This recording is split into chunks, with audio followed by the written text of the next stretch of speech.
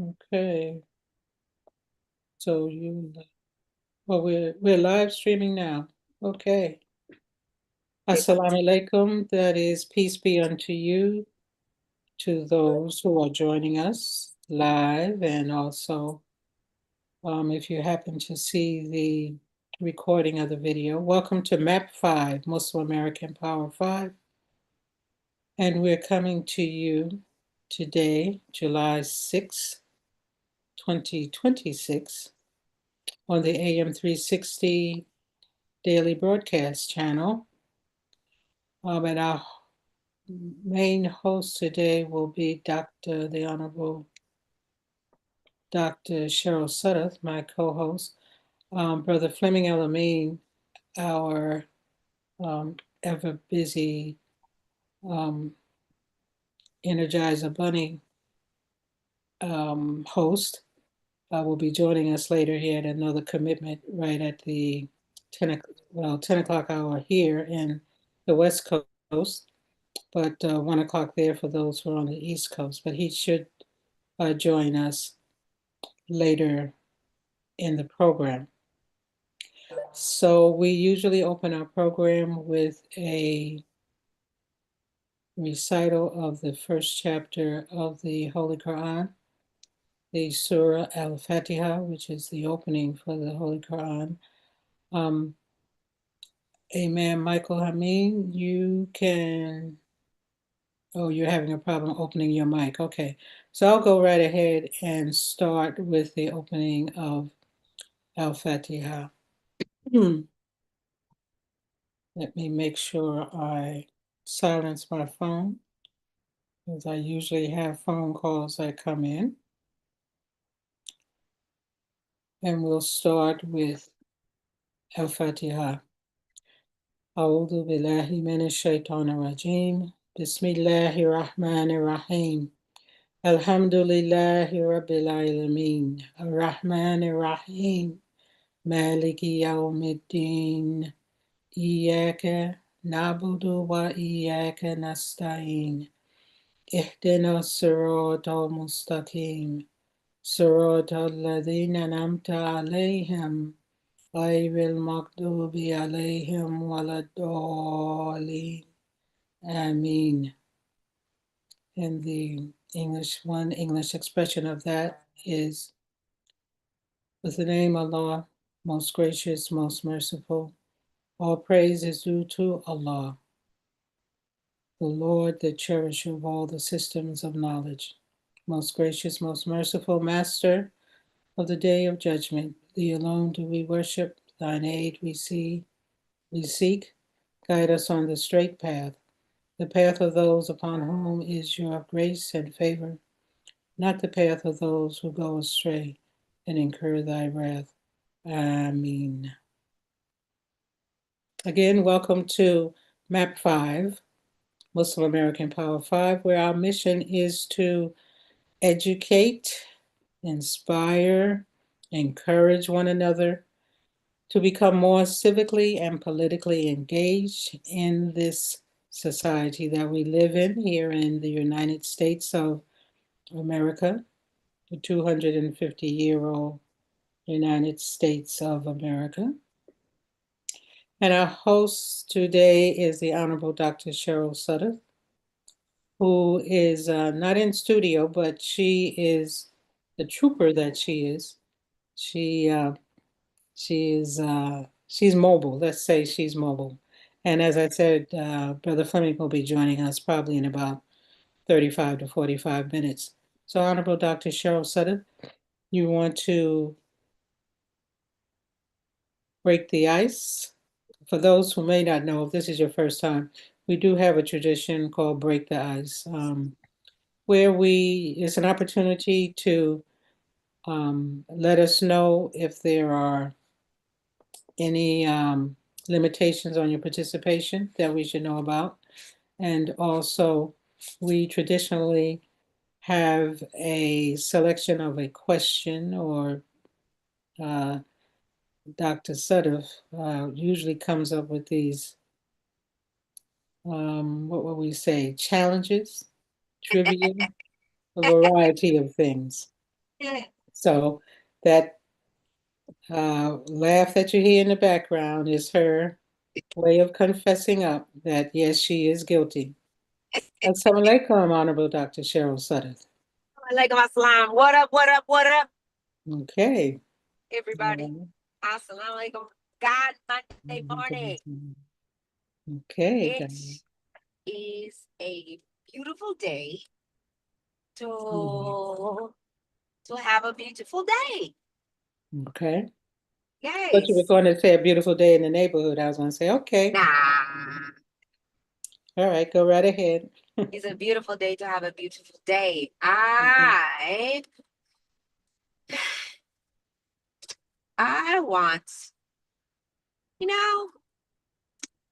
as the family is not here, and you two always pick the questions. Well, I have a question for you. I have a question for you. I'm going to do this a little different. I see Brother Michael dropped off, but I was going to have him do it, but he dropped off. So, Sister Martha, Miss Martha Nyla, Yes, ma'am. gonna let you pick the number today. Oh, okay. Well, Yeah, I caught you off guard. I know. I'll catch you off guard. What number question would you like today? between 1 and 28. Now remember, there's 3 sets of questions, so you could get any question. 27. 27. What a number. Let's see what comes up. When we pull 27. 27 comes up under the heading of insights. And the question for you lovely people today is going to be, when have you had to forgive yourself for something? Was that the question we had last week? No, no, No, but it might have been the week before, but we've had that one recently. it's a different twist to it, right? Oh, okay. Okay. That question was forgiving. Are you good at forgiving? Oh, okay. This question is, when have you had to forgive yourself for something? That question you had a few weeks ago was, are you good at forgiving? Oh, okay. Okay. Which is a different question. Good thing your memory is right on tap, right? Yes. I have a great memory, and I keep notes on which questions you've asked already. But I have a great memory. But that question is about forgiveness in its general broad sense. This question is really about you, because we're real good at forgiving other people. We really are. But this is about you. So an internal mechanism that says, I'm going to forgive myself. So there you go. I'm gonna let you think about it. So shall I join in on answering? Of course. Oh, okay. Alhamdulillah. Bismillah. With the Lord's name, I say this because it directly and immediately, that which stands out to me is not being able to be with my husband on his last days in the hospital during COVID time. He didn't have COVID, but I was his 24-hour care person for ever and a day, for that last year, 2020.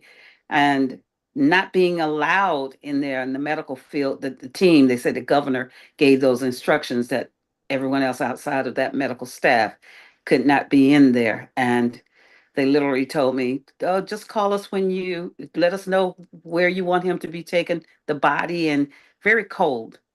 And so I hadn't forgiven myself for not protesting, standing outside the place and really putting on a good show, not a show, but I literally cried like a baby, boo-hoo, till the administration was like, anything we can do for you. So I didn't forgive myself for that, for not extending it on more, protesting before he transitioned. And really, it was horrible care, very much neglect, a lot of neglect. So alhamdulillah.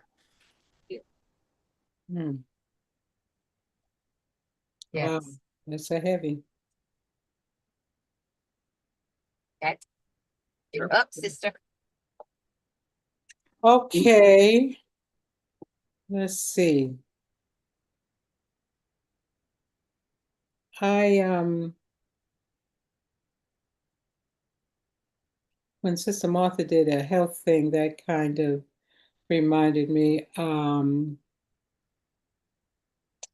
I was reminded me of my grandmother's passing. She was in the house, and I was with her, and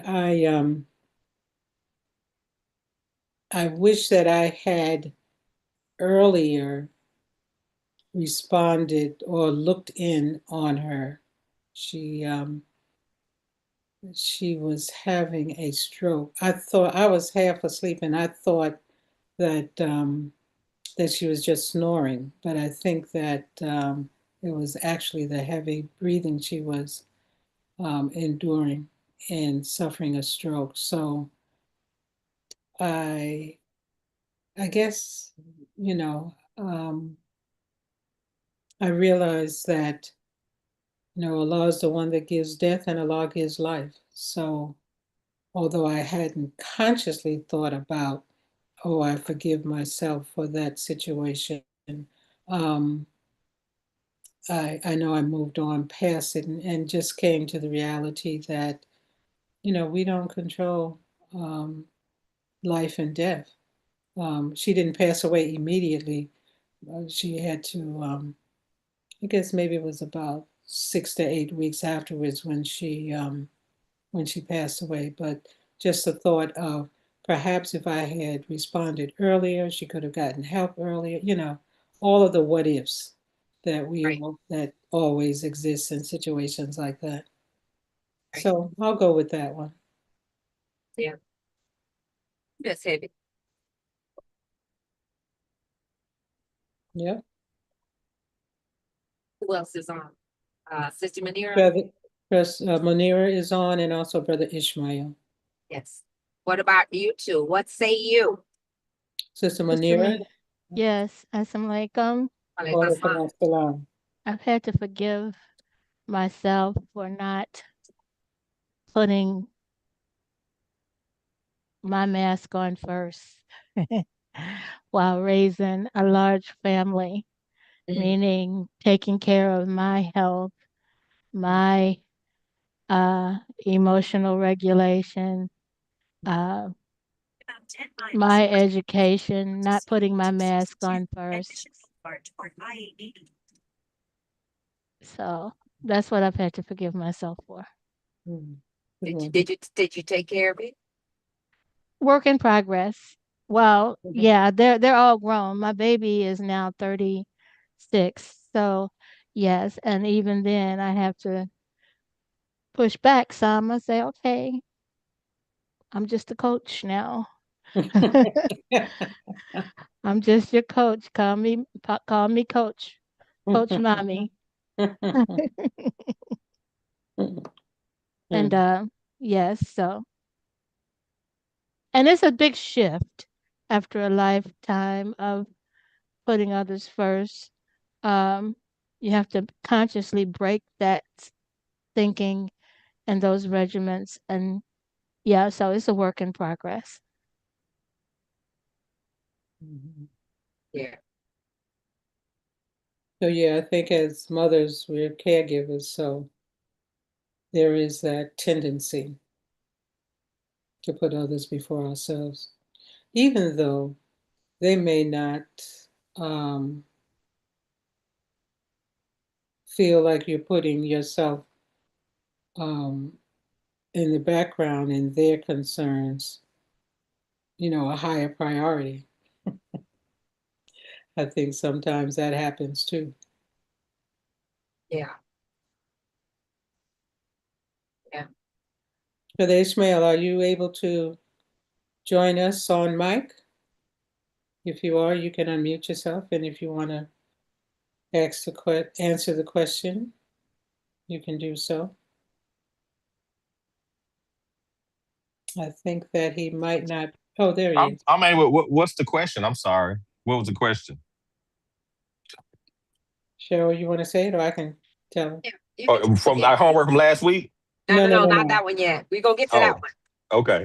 When have you had to forgive yourself for something? Um, I don't know, I guess the biggest one is just in general. I remember I first got married, and I had a home and everything, and everything was going right, and I ran into some trouble with the mortgage, and I didn't ask out for help. I think I was like maybe 20, 28, and I end up letting the home go instead of reaching out for help. And it could have been so many other options because I mean, it wasn't like I was just in dire straits. That's what comes to mind, just offhand, that I didn't ask for help, and I told myself I'd never let that happen again. I'm gonna reach out to anyone I can. Then I'll stop there. That's a good one. That is an excellent one because there's lessons to be learned from that. What'd you learn? Can I ask you that? Yes, most definitely. I learned that it's plenty of people in that situation, and I'm thinking I know it all, and don't want to get people involved and know my business, but I've learned that there are plenty of people in that situation, nothing to be ashamed of, and there are better ways to resolve that. That's what I learned, and like I say, alhamdulillah, I haven't let that keep me from reaching out in the ever since then. So that's what I learned, and I'll stop there. I love it. I actually think did somebody else log on? Yeah. Yes, we do have a phone caller. Last four digits are 3909. Caller 3909, you want to identify yourself? Then I want to say something dovetailing off of what Ishmael said. Because what you just said, Ishmael, is actually really important because it actually is applicable in lots of situations, right? It's applicable in anything, whether it's finances, relationships, or the ability to reach out, realize that you're not the in a particular situation. So I'm going to use it in this answer. And I'm going to take it a little bit different in not just forgiveness, but to apologize to myself, my younger self. I was thinking about this. I've been writing this book, and one of the sections was I owe myself an apology. And I owe myself an apology this way because I don't think we ever sit down and say that to ourselves, right? It's not just forgiveness, but to apologize, because in order to forgive, you have to recognize that there was some kind of wrong done, right? There's a recognition, there's some kind of discernment that has to happen, and then there's an apology, and then there's some kind of reckoning that has to happen that I'm going to do different. So I sat down and said, you know what? I owe myself an apology. We apologize to everybody else, but I owe myself an apology. And not that kind of apology where it's just a passing by and it's, you whisper it, you move on and you say, okay, I'm gonna get past it. No. That kind of make your soul shake. It kind of make you cry. That ugly cry. When you need some Kleenex, the good Kleenex, the puffs kind with the little dots on it. They kind of smell good. And it's 2 or 3 ply. That kind of apology. Want to make your chest hurt, make your chest a little looser. So what was your apology? We got the picture. That's my apology is this. It's the kind that little girl that felt like nobody was listening to her. The apology that felt like, the little girl that felt like she had to do more because I'm number 4 out of 6. The one that felt like she wasn't heard or seen, or that somehow her needs were negotiable because I didn't feel like it was okay. I made that little girl feel like it was acceptable to be invisible because, perfection was expected and it was okay. And that little girl grew up to be that adult who felt like it was okay. And I didn't realize that until I sat down and started writing. for, letting people convince you that it's okay, that your decisions don't match your spirit, that you mask things in being perfect, because being perfect can take over the need to actually deal with what's going on the outside world. That you learn how to survive rather than breathe before you even learn how to really truly breathe, right? And what that means, if you don't understand what that means, is that we don't take time to stop and breathe. You learn, and Sister Mandira just said that you take care of everybody else before you learn how to take care of yourself. And that's that not learning how to breathe. And so you grow up thinking that that's what that means. You don't, because you don't think you deserve protection. You don't think you deserve all of these other stuff, because your whole life you've been taking care of everybody else. And you become the one that people come to instead of having a warm, soft place to land. That's the apology. That you let people convince that you're okay, you're strong, you're fine, rather than maybe you're not fine, but you don't know that you're not fine because nobody ever let you not be fine. I owe myself that apology. I owe myself that apology for letting rejection feel, and that pain that comes with rejection, masking that as into it doesn't bother me. Body for letting like silence feel Take the exit, then keep right onto Bishop safer Park than West. speaking up until I became, stronger. For I don't know, letting up until a few years ago, letting pettiness, meaning I gotta have the last word. I gotta have the last word. Oh, they got me messed up. They don't know what they're dealing with. feel like I had to have that retribution. I owe myself that apology because I knew that I was better than that. And a lot of people won't fess up to that, but I am. Keep right. I am. Mission Boulevard And that's, West. I think, is what I'm talking about true forgiveness. So yeah, I forgive myself for all of that. But I also look in the mirror and I see somebody who has gone through that, but who also knows that there's so much more that I don't have to apologize for. I'm not gonna apologize for being, a smart or intelligent or who I am. I'm not. I don't care, and I don't want to apologize for not caring that I don't care. If that makes sense, I'm sorry that I'm not sorry. And I used Okay. to care about that. I did care about that. I cared about that, but I don't care about that. I'm not sorry that I'm not sorry. And I know that sounds a certain way, but that's what I wanted to say. There. So I don't know who this caller is because I can't see the number. The, the last I- the last four numbers are 3909. In that part, merge onto Um, I-80 South. And I So, think we're getting your GPS directions. So okay. Yeah. So you want to follow me, whoever that is? I guess so. So do you want to see who that is, sister? I have no idea who that is. I think that's, yeah, it only shows up at that. They're on the phone. That might Can be. you unmute yourself? Let me see who I'll that. call it in with 3909 is the last four digits of your number. Yeah. Let me see if that's one of the guys.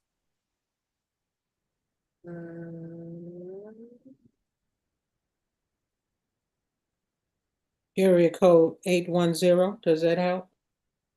No, that doesn't help me. That's not one of my Okay. guests All right. that I know of. No, Okay. it's not one of my. That's not one of the guests. Okay. Yeah. Okay. So so let's keep going, and then they'll log in. So Okay. I do want to talk about today. I'm going to start this topic, and we have two guests calling in. There's two things that I wanted to talk about today, and both of those is this what happened this weekend. So I want to start with that. Okay. This What happened weekend, this weekend? this weekend was the culmination of most of the year's planning on the 4th of July. The 3rd of July in many places celebrated.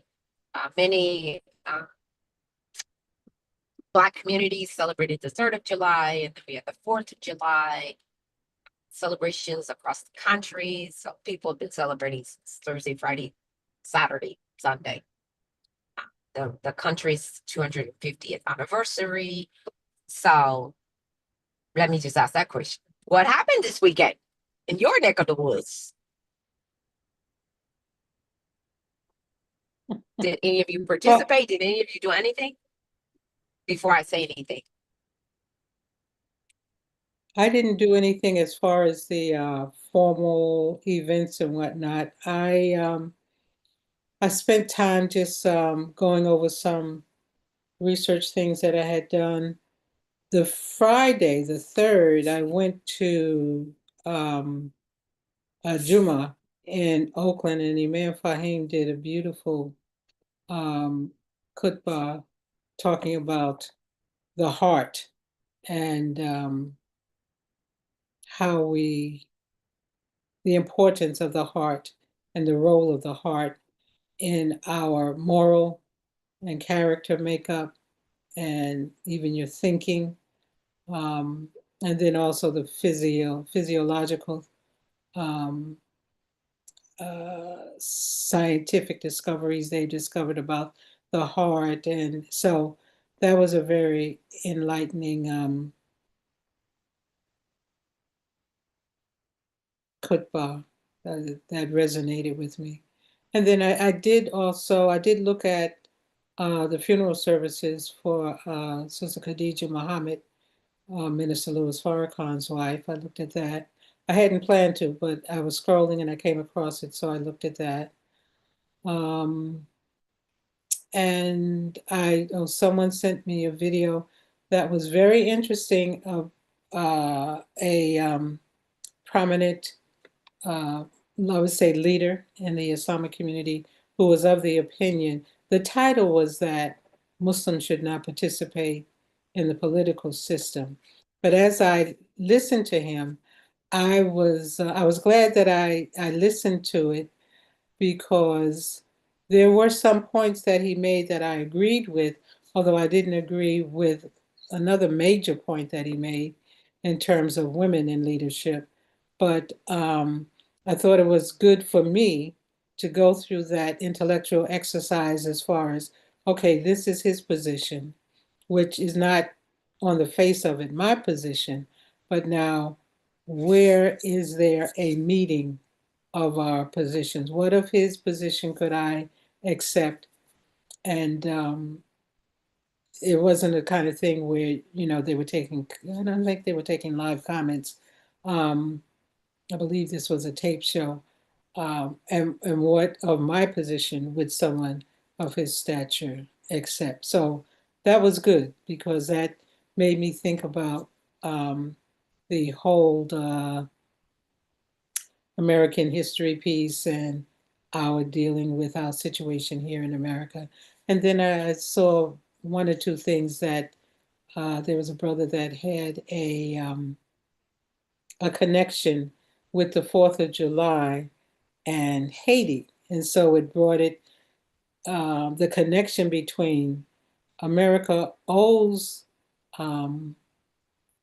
thanks to the slaves who rose up in Haiti and the help that they gave to the initial 13 colonies in terms of expanding in size with the Louisiana Purchase. So I guess I was more in a heady kind of thing, although I did have some barbecue, and that kind of made me regret not going out and attending all of the festivities.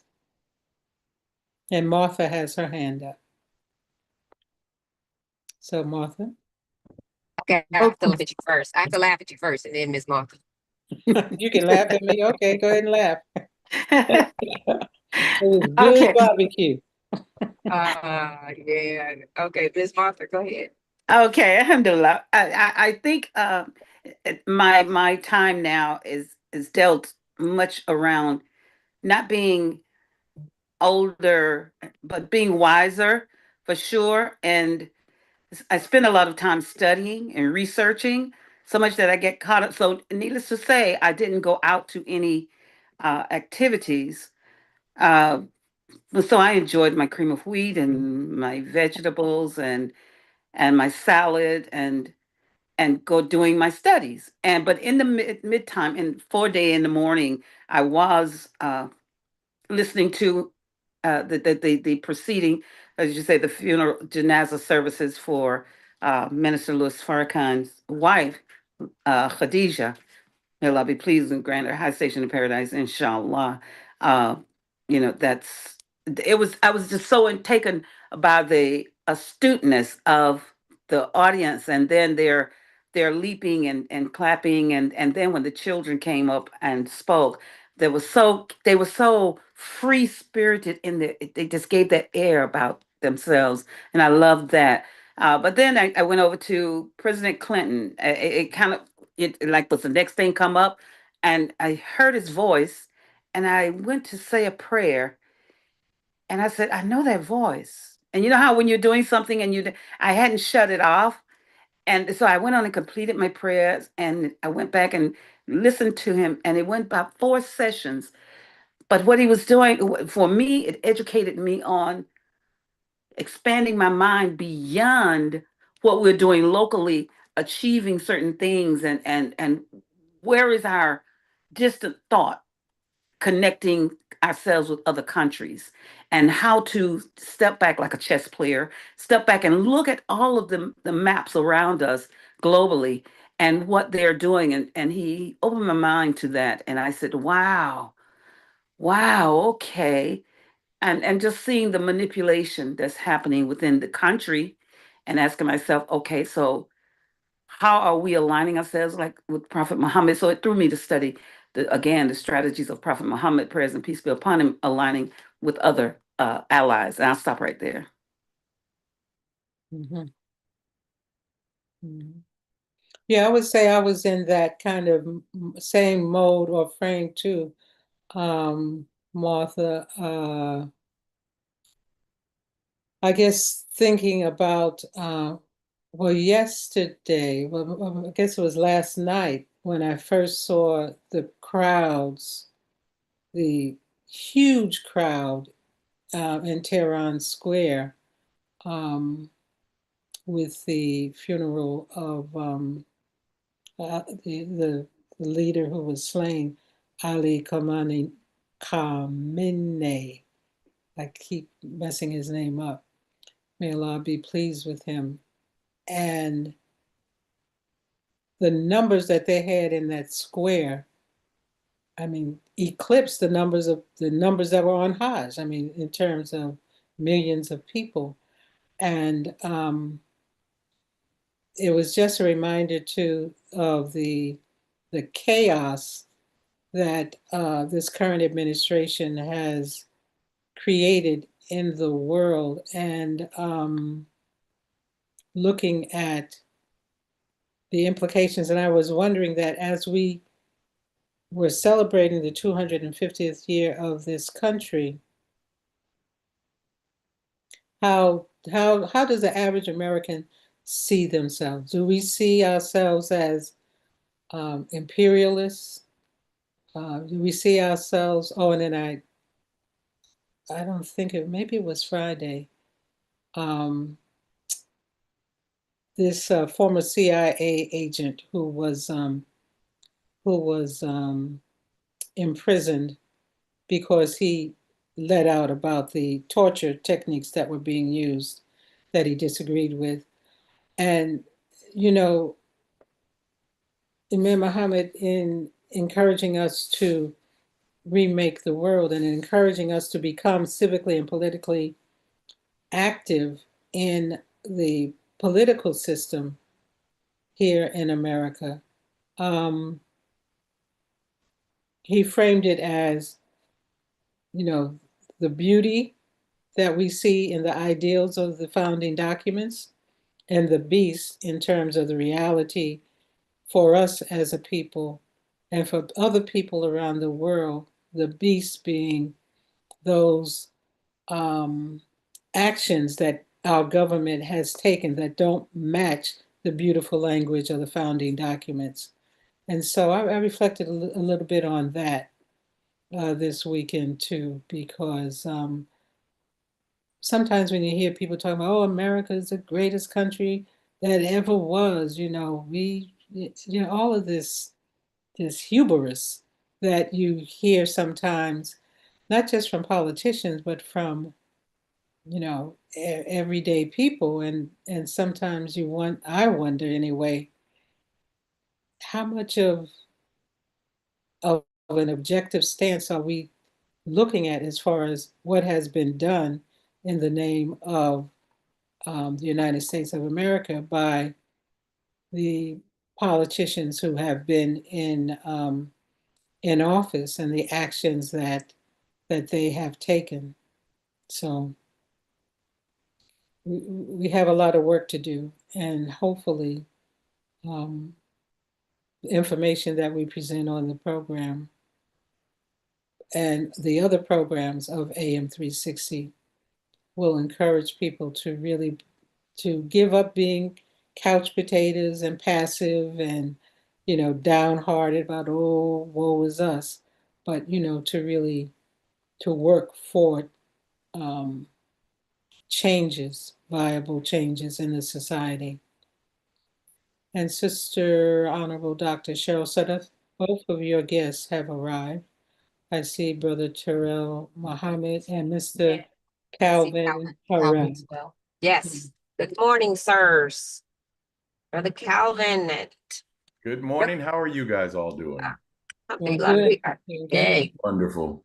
hey, dancing on the ceiling. And what's up, Brother Terrell? Brother Ken. All right, good. Perfect timing.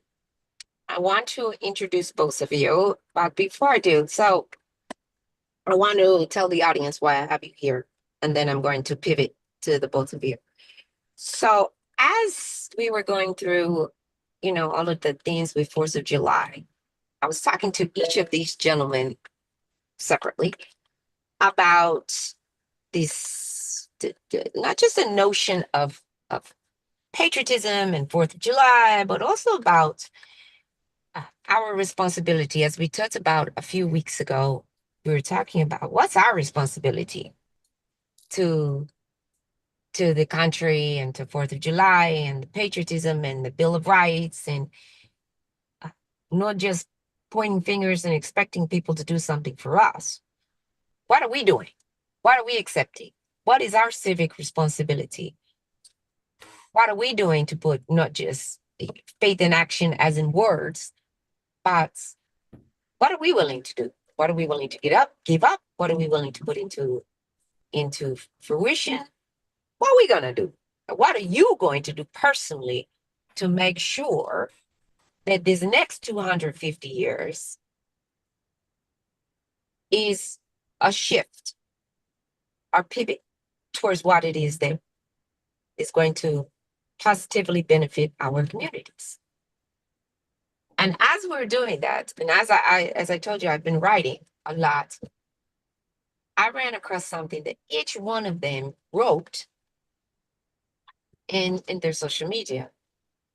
The first thing that caught my eye is I was looking at your assignment from a couple of weeks ago was on, okay, if you could add something to the Bill of Rights, what would it be? However, it was not just what would it be for you, it was what would it be and what would you do to make it happen? And what would your part be? And I was talking to Brother Terrell, and I know he's working on a project, and I want him to talk about that. But then I read something that Brother Calvin wrote when we were talking about cash versus cashless and what that is doing to our society. Sounds good, but what are the positives and negatives, and where's that taking us as a society? So set it up, and now I want to get into that discussion. So I want to start with that in particular. I want to start with, where are we headed in this discussion, and what is our responsibility? So get out your notes from the last few weeks about this Bill of Rights and our responsibility when it comes to the United States. I know all of this is not a perfect union. It's not a perfect country. No country is. We're not perfect people. None of us are. So what is it? The refusal to participate in 4th of July, Labor Day, Memorial Day, all of that is, Brother Muhammad, before I get to you, I'm gonna get to the guests. So I see that you have a question. I'm gonna have you put your hand down for now, because I'm gonna have the guests talk first before I have anybody else speak. I just want us to be cognizant that this is our country too. And this refusal to participate in the country has not yielded great results for us. It just hasn't. And waiting for people to do something for us hasn't yielded great results for us. So this conversation today, if your answer is not to participate, I'm gonna tell you right now, I ain't even gonna listen to you. Yeah, I know this is supposed to be a conversation about listening to everybody. I ain't gonna listen. I'm just gonna be honest. I ain't gonna listen to you. If your answer is that we should not participate at all, I ain't gonna hear you. I'm not. Because I think that it's a foolish discussion for us to sit back and keep doing exactly what we've been doing, and it's yielded us no results. So, Brother Calvin, I'm gonna start with you, and then I'm gonna pivot to Brother Terrell. Good morning, and thank you for asking me to join you. It's an honor. Absolutely. You know, one of the things that I heard during the conversation or during your intro there was, what is our responsibility? And I need to add a word to it, a single word, and that is to ourselves. What is our responsibility to ourselves? Because at the end of the day, we are responsible for where we stand, and we are responsible for where our children stand. And the concept of not participating actually renders us in the same place that we are, and we know we're not in the right place. We have to be active. If we're not actively engaged in the challenges that the political arena presents, inclusive of the celebrated holidays, we really don't have a leg to stand on for the future. And certainly at my age, and I'm certain some of the other guests and regular members of your group, we have to recognize that we've been through whatever we've been through. It's the future that matters. So going forward, a lack of participation will not render the results that we desire, in my opinion.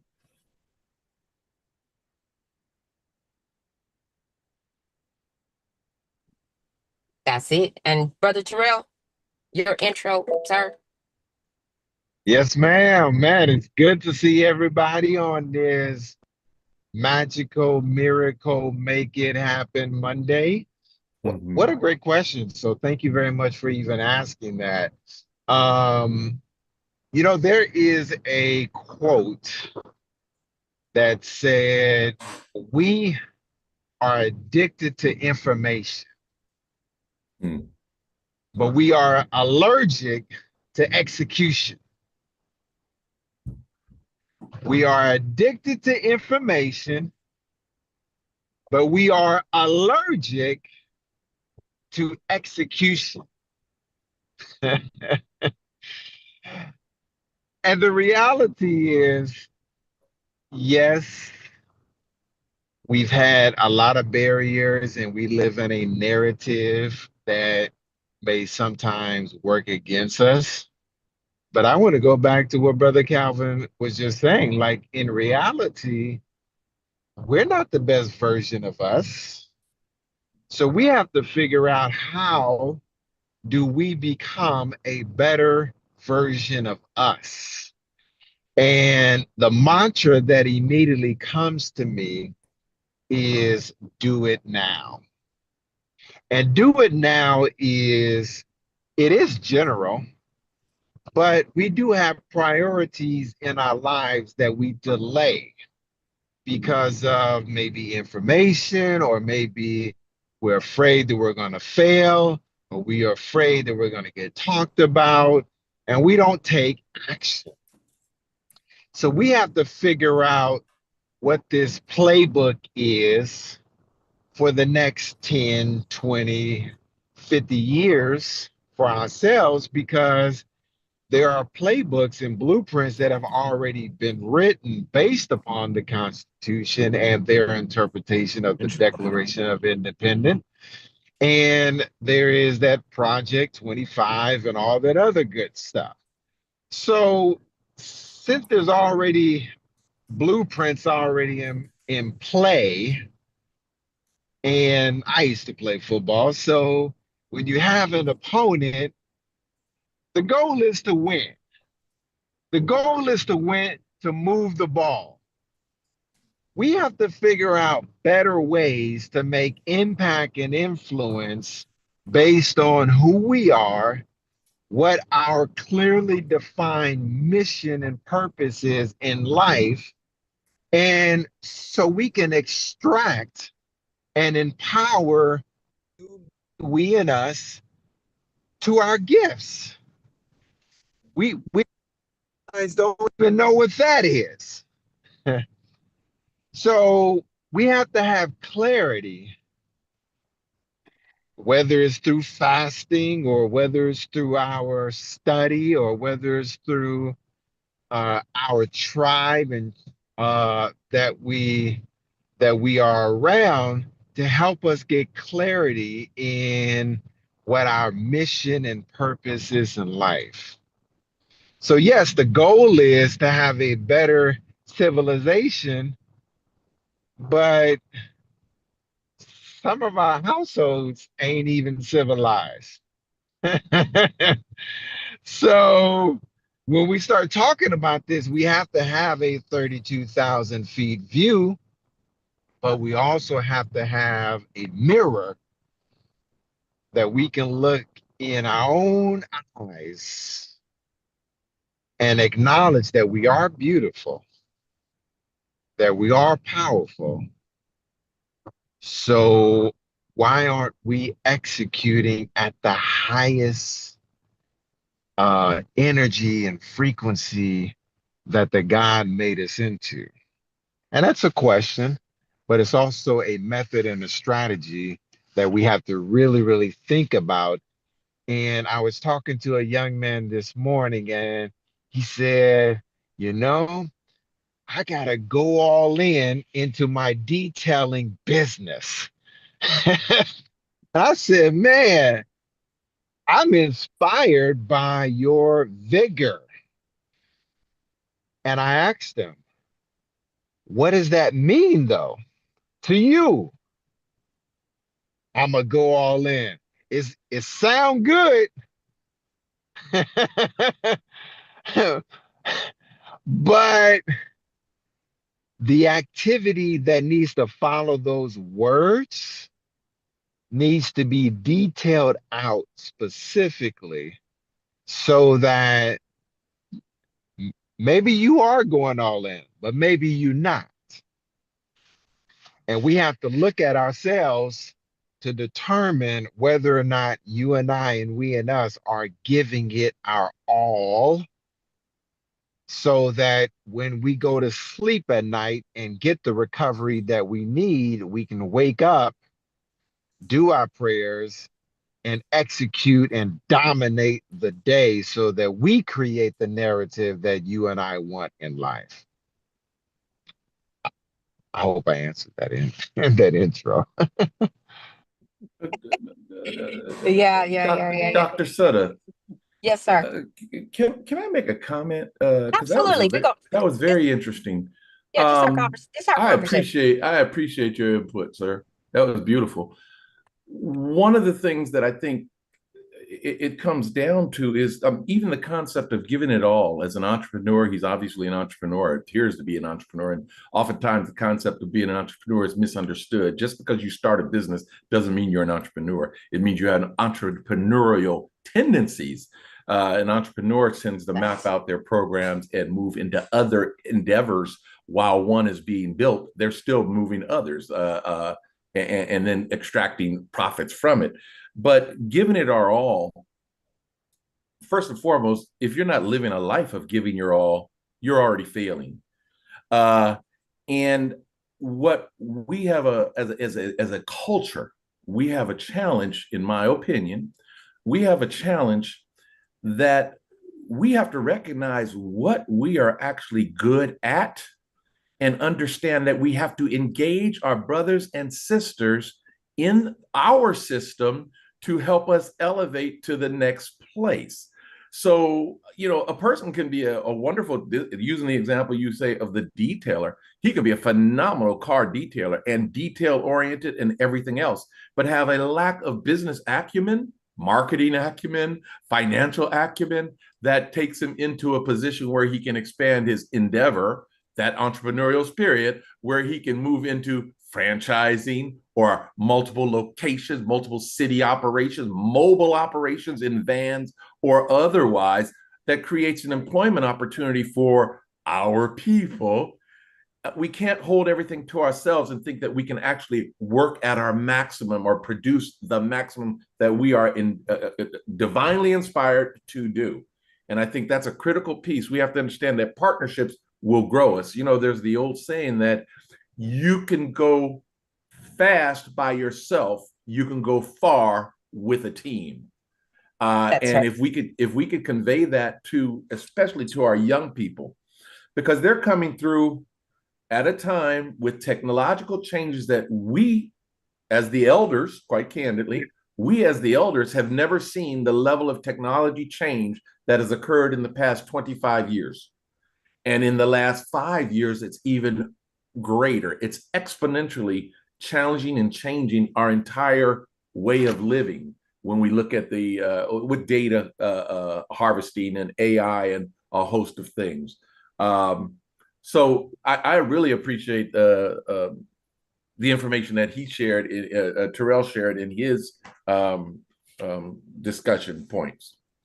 And with that, and it's something that both you and I and all three of us, you and I and Terrell, have talked about, is that this notion of cooperative economics in a different sense than the way that it was used back in the, I'm going to say even before I was born, but back in the 60s and even in the 70s or even in 20 years ago, right? But the cooperative economics that's used today, and I'm going to use my son as an example, who I'm grateful to. He's driving right now, so I get to be on camera. But that's why you're jumping up so and down. I'm being safe. I'm being safe, sister. I'm being safe. But the cooperative economics model that they're using is, for instance, with his production company, right? He's a producer. He mans boards. He mans you do all the engineering, right? He does all the engineering, but he has friends who's a videographer, a photographer, who can write like the what do you call it, the scripts, and then you have the musicians, you have everybody, so they cover the whole gamut, right? But they all work together, whether it's a video, they're producing a video, they're producing a song, whatever, but they all work together. And so that kind of cooperativeness is different from, it's similar, but it's different from what happened, like, if you go back to spend our money, it's they're not explicitly saying, oh, spend your money in the Black community. But what they're saying is, if we all work together, we can make this happen. The same way that as a procurement executive, I say, I have the power to hire someone to video this project, to to be the photographer on this project. I know someone. I have the power to hire someone to do the collateral for this project. I know someone who does this, Mr. Harrell. This is what he does. I have a warrant to spend X amount of dollars without having to put it out to a formal bid. I can hire Mr. Harrell without ever really uttering the words, spend Black dollars in Black community. You understand what I mean? And I think sometimes we get so hung up in saying those words without realizing that I don't have to say that. I don't have to say I have money that I can spend on a wealth advisor or to do a charitable donation. And I know that this is work that Brother Terrell is doing. And I have a warrant up to X amount of dollars, and that if I need to bring in someone to do this kind of work, that I can just hire without doing a formal procurement. And I can just hire him to do it. But a lot of times we don't do that. We don't do it because we're so caught up on, I call it the former DEI principles, which we can't do anymore anyway, instead of MEI principles. If we want to talk about MEI, we can talk about MEI at some other time, but I know you already know what they are, Calvin. In your position as the procurement person, you're 100% right. And there are many of us that are in positions throughout the country that have the ability to do that. But we've been so programmed and indoctrinated, or shall I say, many have been so programmed and indoctrinated to think that if someone else fails simply because I recommended that entity, and they actually failed because they weren't capable of doing what I recommended them for, they misrepresented or otherwise, it's a bad reflection on me. So therefore, I'm not going to recommend that, if I can be candid, that Black-owned business. I'm not going to recommend them because, I'm not going to let that reflect on me. It might stifle my growth, when in fact, you should be associated with people you know are going to succeed and can execute. As Terrell said, how do you execute? What's the plan to execute? If you know that they can execute, then they should be given first call to collaborate and to assist, because that's how we build the power base that we need to get anything done. That's how they employ other people. I would tend to think that while we have been, the 60s were a wonderful time of civil rights. And we thought that through integration, school integration, and through the civil rights movement, that we had made it. Yes, some absolutely broke through, but not the majority. So, and we see what is being pulled back from us right now. The majority still has similar conditions. Certainly things are better, but a prettier doghouse is not anything different than a doghouse. You can put lipstick on a pig, it's still going to be pork. So it's just, we have to come to that understanding that when we're in positions that can allow us the latitude of making decisions, you should have a stable of competent professionals that you can go to, because they exist in our community on every level. DEI, this whole mess that we have with the DEI component, believe it or not, we can see that we're suffering as a result of removing that particular thing and removing people that have been in those positions that are highly qualified. This is politics. Everything that we engage in is politics. And people, for some reason, stay away from politics. Even, quite candidly, religion is politics. Yes, sir. And we really don't educate our young people, the people that we have to be concerned about now. We don't educate them that it's all political. There are going to be things that change on the whim of whoever is in charge. Yes. Yes. I'd like to go back to something that Mr. Harrell brought up. Okay, go ahead. It just so happened I was listening to recorded program. It was a video that I'm sure you're familiar with Boyce Watkins. He has this Black Business School. And he was doing a take on, sometimes I don't like the take he does on celebrities because it seems kind of petty sometimes the way he approaches it. But this person I didn't know. It's a female rapper called Young Miami. And apparently the rap that she has out is something about spending, talking about spending money, scam and spending money and whatnot. And he brought it down to the harm that the current culture in our community is actually a great harm. And we have to stop looking at, well, it's the industries, it's the music execs. No, it's our culture and what we have allowed into our culture to accept. So I appreciate Brother Harrell bringing that point up about culture because we need to look at it. I mean, he showed his financial point was that she was with the label before, and her complaint was that they wouldn't play the music, let her release the music she wanted to release, and they were taking too much of her money.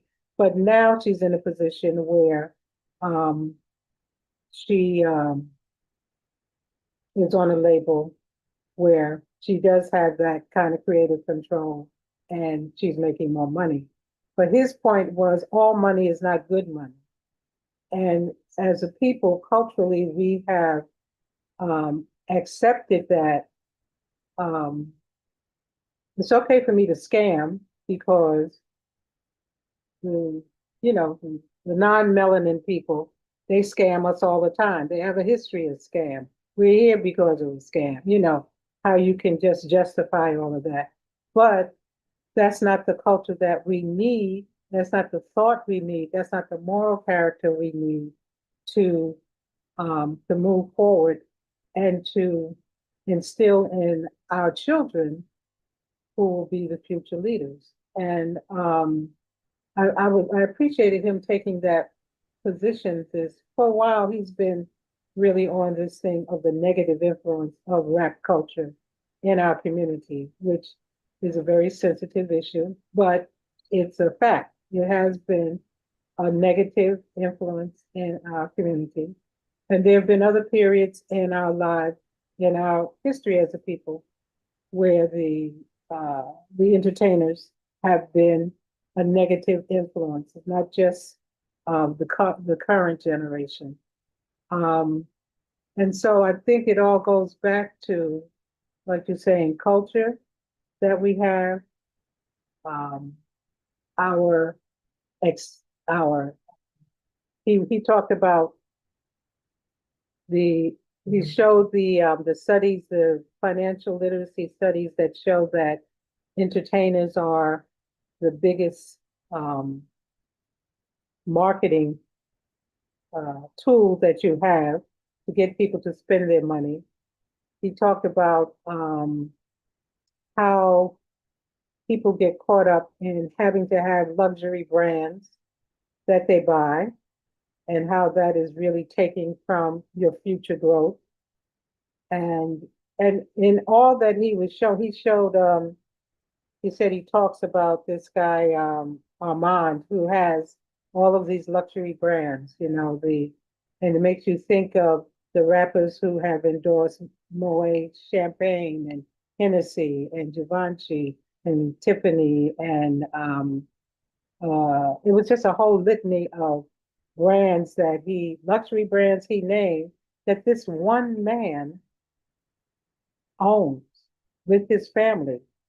And he talked about how that particular man has a annual meeting with his children to discuss the business and where they're going. What happened this previous year? Where are we going? This whole thing. And then he also brought it back to he looked at what we had in 1940 compared to what we have now.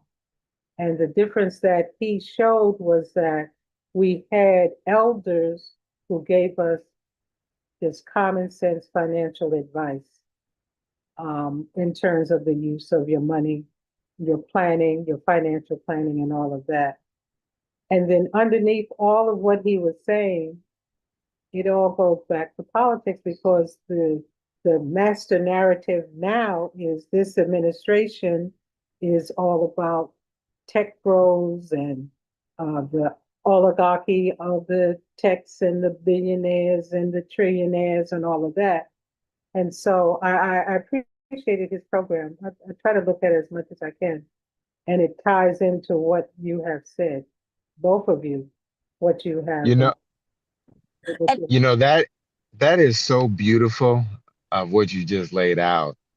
And it goes back to us saying, how many of our families actually meet every single month and review our family balance sheet? Right.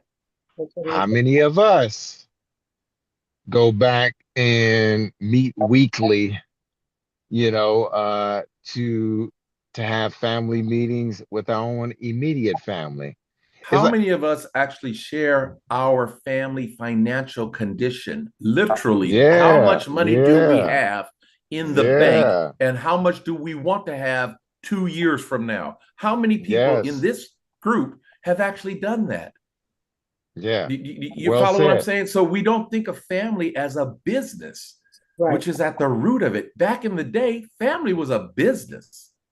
And that's why you didn't have complaints. Right. You didn't have something, you didn't complain, you went for the solution. If dad worked 2 jobs or mom had to work 2 jobs, that's what they did. They weren't complaining about it. They were saying, I got to go get some more money. I got to figure out how to get this money with a side hustle. Yep. So here's another piece, and I think everybody, I don't know if people are aware, and I'm going to shut up and just give me a second.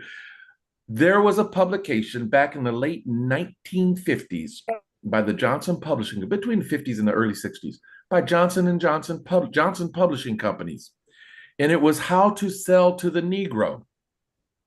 The reason that the Johnson Publishing Group grew to the massive organization that they were, and then being sold off to the Masters Group, shall we say, and I hate to use that word, but just realistic, How to Sell to the Negro. And they said, hey, Black folks have the money and they want to show off the money that they have. So because it makes them feel elevated within their community. They want to show off the material goods. So if you advertise with our organization, we have the Black audience, and we'll be able to get you those Black customers that you can extract money from. And guess what? Ad sales skyrocketed by all of the major brands for the Johnson Publishing Group. And I don't think people understand that it is a system that's built on profit, that removes the morality and the fiduciary responsibility, shall we say, that the being responsible with your money, no matter how little or how much you have. Red bottoms don't buy nobody anything. No. A Louis bag is not impressive to me. No. You spent a whole lot of money on that. You got a Louis bag that cost you $5,000 and you ain't got $300 in it. What? You have nothing in it. You have nothing in it. You have nothing in it. And then you go home to a raggedy car in a raggedy neighborhood. So where's your net worth? Nothing. It's that bag. So I'm glad that you said that, because I want to pivot to the next segment, but I want to say this. To answer your question, I do. I talk to my children probably once a month, maybe, about their finances and their credit. I've been talking to them about credit since they were teenagers. All of them, all of them. Because I said, you're going to get to this 700 club and I will help you get there. And since they were teenagers. And that was the one thing that I was committed to making sure that they get to that, because credit was going to help them. You know, we talk about how we make our children self-sufficient and we give them all of these intangible things. And then we're scared to talk to them about money and credit and accounts. And then I tell them, you're going to have a setback. You're going to do something. Look, when you get on that campus, first thing they're going to do is two things. They're going to rush you to be in a fraternity or sorority. I know, sorority girl. And then they're going to be, in that first week of campus, it's going to be 40 tables out there. And half of them going to be people trying to push a credit card. You ain't got no job. You ain't got no money. Why they giving you 10 credit cards? So we're going to talk about this. I'm going to get you have an account, because all of them had accounts because they were child models and child actors. They all have accounts. You don't need all that. You got money. I put money in your account every week. Their grandfather put money in their account every week. He would send them money. You don't need money, but I'm going to tell you what they're going to do. I know, because it happened to me. They're going to trick you into believing. Don't worry about how you pay it back. It's okay. You don't have to tell your parents. You can sign for this. Hey, wait a minute. And Doctor, look, do we understand that our Black colleges do the same? And in doing the same, do we understand that our Black institutions actually create, for lack of a better word, a slave society? Poverty. They're economically enslaved through our own Black institutions. Yes. Both my sons were Why? in Morehouse, and I was at Spelman. So there you they go. did it. They did it. And why do they do it? Because they have a financial gain in getting their students to do it. So we have to understand that we are our own worst enemy, but we hold people in high esteem while they're doing the slave master's work. The slave master's work. You do not have to be white to uphold white supremacist policies. That's exactly right. I'm going to repeat it. You don't have to be white. And so what we stop doing, it was Cheryl who said it. Listen, we sit here talking about everybody. The reason I wanted to have these shows to talk about, we talk about everybody else outside the house. Some of us inside our house you got husbands and wives and families who won't talk about, as Calvin said, who won't talk about money inside the house. So I know you're not talking about it with your children, because you're not talking about with your spouses. You know, you get in a conversation with your spouse, and everybody start an argument. The number one argument that breaks up households is finances. Why are you spending that $100? It's finances. Number one. Why are you spending that $100? Infidelity. Thank you. It's not infidelity. Infidelity is actually like number 2 or 3. They always call it communications, and it's always on finances. It's always on finances. And so the one thing I wanted to talk about on, because I do want to pivot to finances, is 2 things on finances that I want to talk about. And the first one is move towards a cashless society and what that looks like. And that is,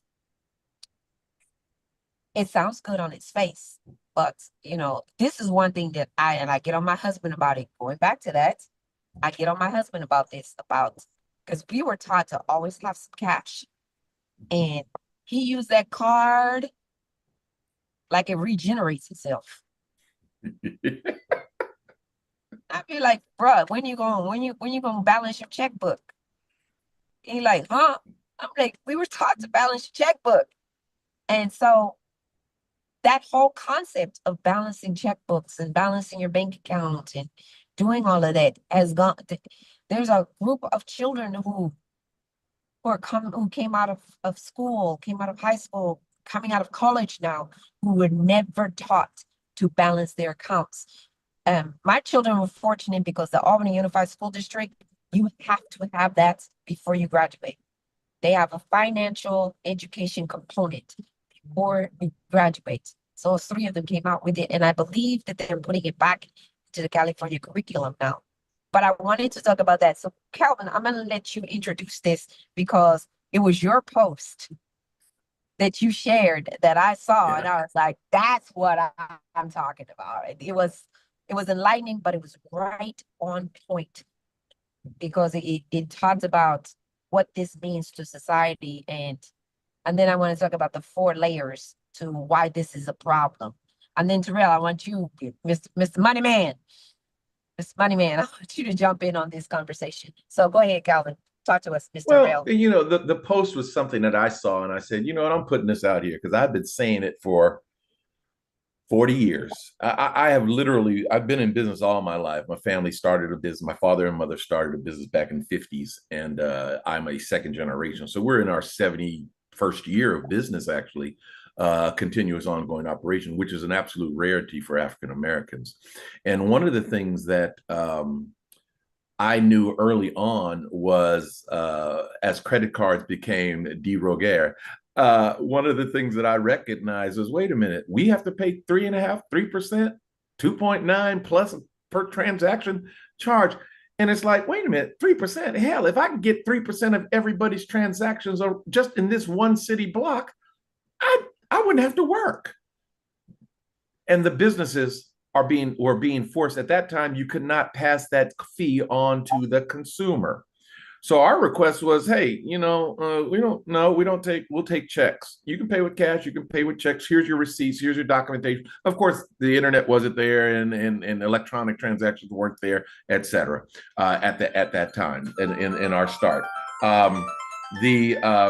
So sorry, you guys. So I have always steered towards the idea of using a cash or checks for payment. I had a personal experience, and it's probably what triggered me putting that up a couple of weeks ago for my business. We had a fraudulent activity on a debit card. And what happened was they had to freeze all accounts on that debit card. Well, you know, as a business, you have multiple vendors that are on the debit card draw because they're fee-based every day because stuff is going through their systems, and that works fine. But all of a sudden, the switch got flipped, and the vendors weren't getting paid. And I get a call a few days, Calvin, your card won't go. I know, we're waiting for a new card. Well, it took them 7 days to get me a new card. So I had to go in and cancel and modify all of the payments in it. There's a significant cost if you're dealing with 40 or 50 different vendors that are debiting from the account. There's a significant cost in just managing the process of getting a new card plugged in.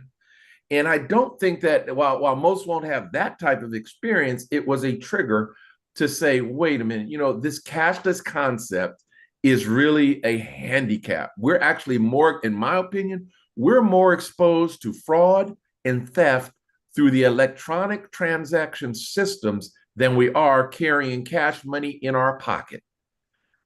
That's my personal perspective. I've never been robbed, stuck up, or otherwise, and I travel in every kind of neighborhood you can imagine. Yeah, I'm a larger guy. I present a presence that's not one that's going to be easily intimidated or, et cetera. But it was just, the thing was the 3% on every transaction. Folks, they're passing that cost on to you now. So that $100 item costs you $103. Guess what? What's the cost of living adjustment being given? 3%. So or 2.5. Or 2.5. So here you are, for the convenience of paying with that credit card, you're paying 3%. If you were to take 3% of your income and put that in the stock market, just sit it in in the market, right, where would it be at the end of the year? Just your annual purchases. Where would it be if you didn't have to use this system, shall we say? So that was the premise of the post, was the 3% cashless society is not the way we should be going. And as long as we do it, they will keep pushing it towards us. They're going to keep pushing it towards us. Also, the tracking ability. But that's what I want to talk about. That's what I want to yeah. hold that thought, because I want to talk about that to both you and Terrell. I want to get to the privacy and security measure Yes. and the system failures, because that's a huge one that I know everybody on here wants to talk about. But I want to get Brother Terrell's thought on that. In the before we get to the privacy and security, I want to get Brother Terrell's on this part because of the financial exclusion aspect. So it's the 3%, Brother Terrell, and also, what does that do to like certain populations, like the elderly or the unbanked, who might not have like Oh, smartphones or oh reliable yeah. internet or access to traditional banking, or who might have issues with getting checking account? What does that do? Oh, it's killing us. It is robbing us of any measurable success.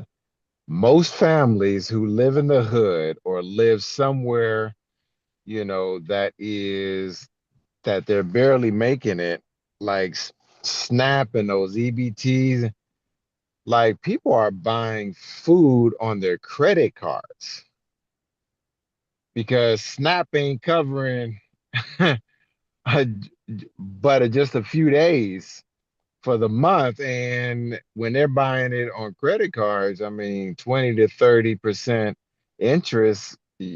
Well, so people are stacking these financial um, Vehicles. vehicles. Yeah, that is really killing us, and we're still in a system that unless you create a better outcome that's going to help you reinvest and put money in the market, put money in vehicles that's going to help you compound, a better return for yourself, you're going to end up being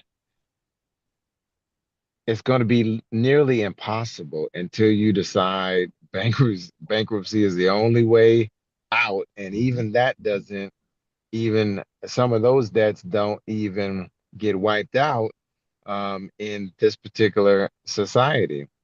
So yeah, it's very, very difficult unless you have a blueprint and a plan and you follow the plan. Because that's what I want to start to you about, because it seems like going back to the previous discussion about the slavery, it seems like another way of creating an indentured servant, because it's an easy way to create overspending. You see it during the holidays where I'll just swipe the card. But if you Yeah. don't have the cash to pay for it, because the traditional wisdom is only spend what you have the cash to pay for it. Well, if we're going to a cashless society, it is so easy that there's a psychological edge to ease the payment. If, oh, I have a card, oh, they have this 2% introductory rate.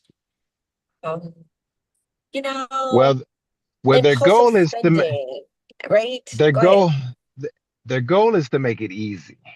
So Right. That's right. the easier way that they can take facial recognition to pay for things at Amazon, in these Whole Food places, the easier it is for you to spend money. So if you don't have a framework or a discipline to actually stay within your blueprint or your playbook, then we normally revert to easy transaction.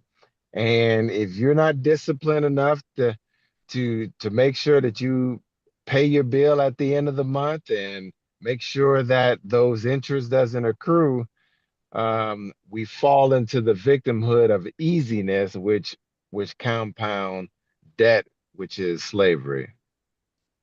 That's what I wanted to make sure that we get across. So whoever is going to see this later, I want people to understand no such thing as easy, especially when it comes to these financial, these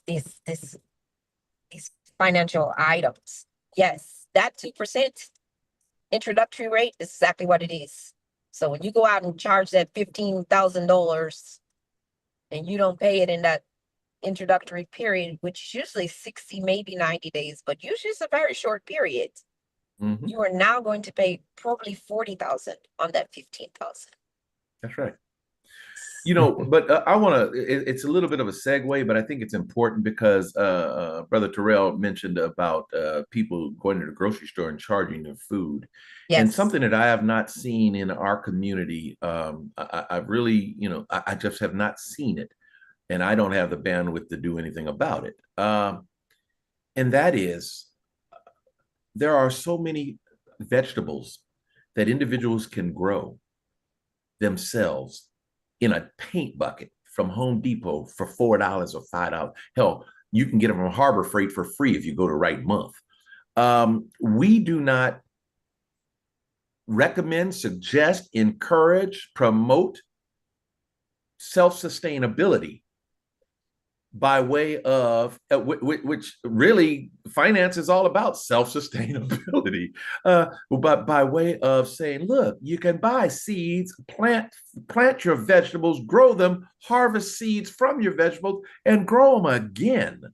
Do we not understand that that's a part of the game? Everything has been commoditized and commercialized, and you become a slave to the system for the convenience of going to a grocery store, when the reality is you could probably grow them greens right in your garden outside if you have a patch of dirt, community garden or otherwise. We have to really get our people to understand it. And I know, because I don't grow any of my own stuff. You know, I go to the store, I give them the money, and I'm good to go. It's very convenient. Yes. But if I didn't have the resources, guess what I would be doing? Right. I'd be growing. And don't get it twisted. There are enough resources out here for us. Yeah. Unfortunately, there are massive communities that are taking full advantage when these churches open up. Yeah. There's 100 families and people out there with their cart ready to get them food. And so the distribution is not equitable in any form of fashion. And so we're constantly playing this game of, well, I ain't gonna be in no line. I'm not gonna. We have to really, the next 10 years is going to be real interesting, as you all may already know. You know, even when Germany created the reparation committee, early 1900s, I think is 1919. And they created the committee, obviously, for the Holocaust, and Israel, a lot of funding for them back in the day of 1930. But 1930s, that same reparation committee what has evolved and is still in existence, to my understanding, the BIS committee. And most of us know about the Central Federal Reserve, but the BIS is the Bank of International Settlements. They are the central bank of central banks, which evolved out of the Reparation Committee and their digitalization of cashless society. Well, you know, 10 years from now, if you got child support, they can cut off your funding, or they can centralize you to a geopolitical area that says that you can't leave out of San Francisco because you still got child support. Yep. And if I'm not mistaken, a law has already been passed. One of y'all probably already know this. I haven't verified it, but for what I heard, if you owe child support, they take your passport in California. Yes. You can't go nowhere if you owe child support. Well, that's a Lord. That's what we're about to So, talk about, right? Great segue to this privacy issue. Great segue. You over here reading my notes, Terrell. Primo. My cousin over here, all in the notes. Privacy and security is what we were going to talk about next. But I'm glad that you said that, because that is what prompted this our long discussion yesterday, Brother Calvin, is this privacy and security. People are, we're talking about flock cameras. We're talking about, license plate readers. The same people who are complaining about those have no issue with swiping their credit card everywhere they go. You swiping credit cards, you swiping debit cards at gas station, at the pump, it's 7-Eleven, it's everywhere you go, you swiping your card, knowing that debit card has everything about you on it, because you had to put everything on it when you registered at the bank.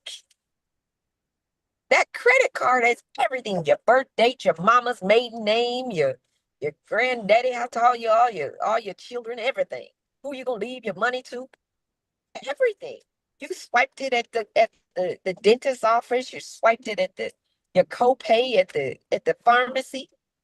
You've been swiping that card all over town, but here you are worried about a flock camera and worried about a license plate reader, and not that you shouldn't be worried about it, but most of that is tracking where you've been, and this tracking all of your sensitive information. And you have yet to ask a question: where's this information going? And they selling your information all over town. You wondering, well, how am I getting these emails? Where are these emails coming from? How do these people know where I'm logging in on Facebook and Instagram and X? How am I getting these mailers from Lexus and Acura and Mercedes? How do you know to send me these packets in the mail? Because you've been swiping the heck out of that card. But you worried about all that, but you're not worried. You worried about the cameras and the readers, but that card, privacy and security on that card. So, Brother Calvin, I'm gonna let you start, and then Brother Cheryl, please jump in. And I see our honorable Brother Fleming has joined us for today. I sound like a Brother Fleming. We're talking cash versus cashless society, brother. Yeah, privacy. And we're on the privacy issue. We're on the privacy issue right now. So, and it's very interesting brother. how you align the idea of complaints regarding flock cameras and license plate readers and that sort of thing, because you're 100% right. There's outrage on one avenue, yet the other avenue has a far greater impact, and that is through the digitization of everything, which we're not going to be able to stop the process that they have, but we can minimize the impact to us as individuals or as families. I recall it's certainly the credit card got it started, but then the stores began the process of enter this and we'll give you a discount on your food. And we need those discounts. So we go ahead and use a discount, although we could probably clip coupons and get the same discount if we wanted to do the work. So they made it convenient to get information from you so that they could also track what you buy, when you buy, how you buy. They know what you bought for Christmas season and what if you bought liquor, if you bought soda pop, whatever you bought, and they're able to target you with that advertising, such as you suggest about sending you the Lexus ads, because wait a minute, you must have bought a Lexus or you bought something with a Lexus brand on it. They know what you got. I get them for Lincolns. I get them for BMWs. I'll never forget. 25 years ago, I wanted a Mark. I was driving a Lincoln, and I wanted the Mark 7. And I'm like, I can't afford that car. No way, no how. For some reason, I received a poster, literally, that had my name on it with a Mark 7. And your The mark, you know, picture. my name was on the, you know, how you drive up to a parking space with, and my name was on it with a Mark 7. I was conscious of good marketing, and this was like unbelievable marketing. I put the poster on my wall. One of my staff members said, "What's that? What's that? You get in the car?" I said, I'm not getting the car. Within 8 months, I had that car. I mean, yes, I fell for the okey doke, but you know, our we have to understand that this process, and Brother Terrell mentioned it relative to child care, where child payments that people have not made or otherwise. We've moved into an area now because of all of the information that we've given out, that someone else controls us even to a greater degree than we've ever been able to be controlled since the times of slavery. And we have to understand that. And there's nothing, quite candidly, there's nothing about, you know, we can't put it enough together in the diaspora. And I've got to be careful how I speak, you guys. Yes, I can speak the King's language, but I can speak the street language. We have to understand that if we were working in collaborative nature, we could actually have our own currency. If we were shopping at our own grocery stores, at our own dry cleaners, at our own this, our own that, you know, et cetera, we could have our own darn currency within our own system. That's just a reality we don't even think about. I want to just sideline this for just a second, go backwards, and I apologize, but I have to do it. And that is, Terrell mentioned that churches passing out food. We have to understand that they have become a part of the problem too, because they don't even pass out seeds. They're not going to educate you. Teach a man to fish, he can eat for a lifetime. Give a man a fish, he'll be full for that day. Our churches have even been hijacked, and that's why they're so silent on the things that have been occurring, because our government, agents with systems within our government, has done that by feathering their nest with a grant here or this. They're going to help you pay for this program at your church, etc. And all of a sudden, we've got silence from a most influential, or what was one of the most influential entities that we had as a community. So I'm coming off of that.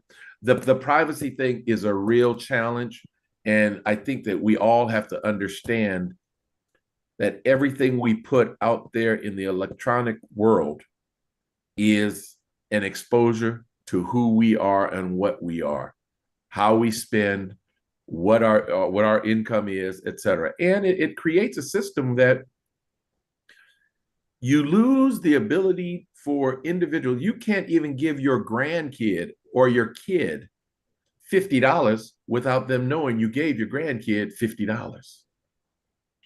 That's crazy. A kid can't set up a lemonade stand and sell lemonade. And I know that doesn't happen often, but let's just be, just breaking it down. They can't even set up a lemonade stand and collect payments if it's all digital without somebody else knowing that they're paying, that this is being done. So it's a challenge all over. Well, I don't know how many people are aware. I'm trying to pull it up. I'll try and see if I can pull it up. But this administration has already exercised an executive order for the digital dollar, the US currency to be a digital dollar. And all of the major banks are introducing something that they call FedNow, which is that digital dollar. And that is going to be the vehicle that they use to track and control every transaction that you have.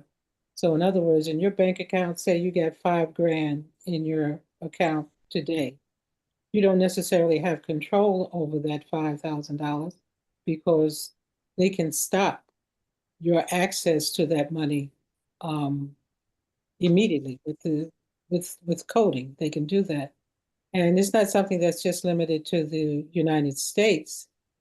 I've read where Nigeria and China, they have this system in place already where the citizens of those countries don't have full control over the money they have without the government knowing what they have, how it's been moved, and the ability to stop it.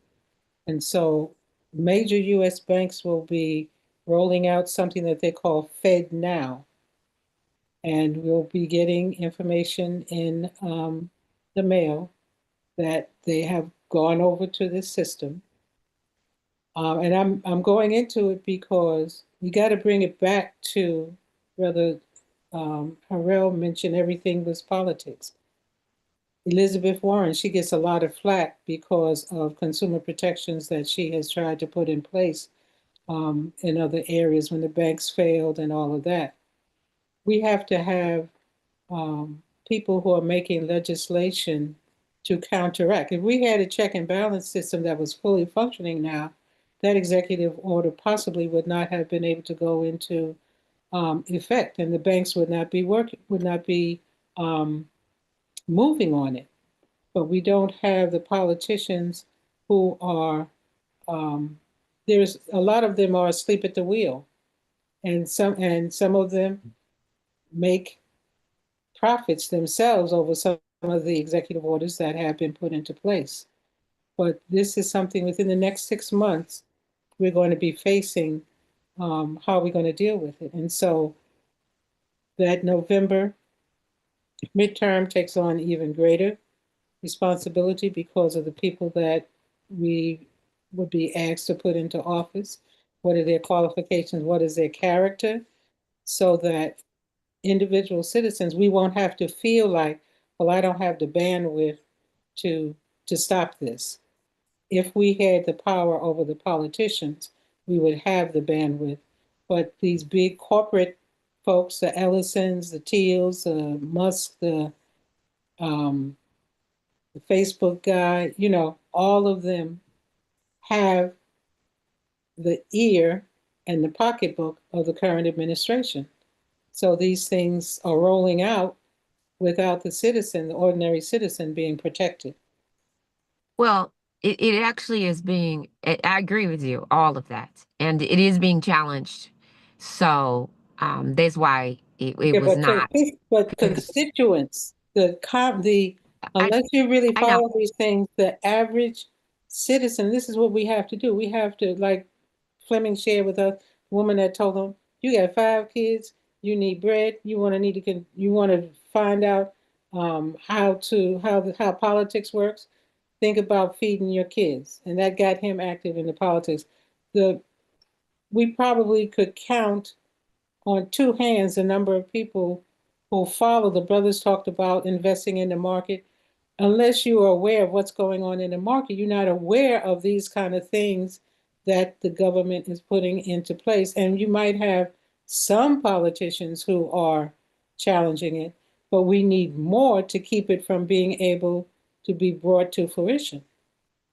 Absolutely. No, I agree with you. And that's what I'm saying. I think that, and that's where, our shows are coming in, and it's very important to bring it to light. And it's being challenged. The reason I was saying it's being challenged,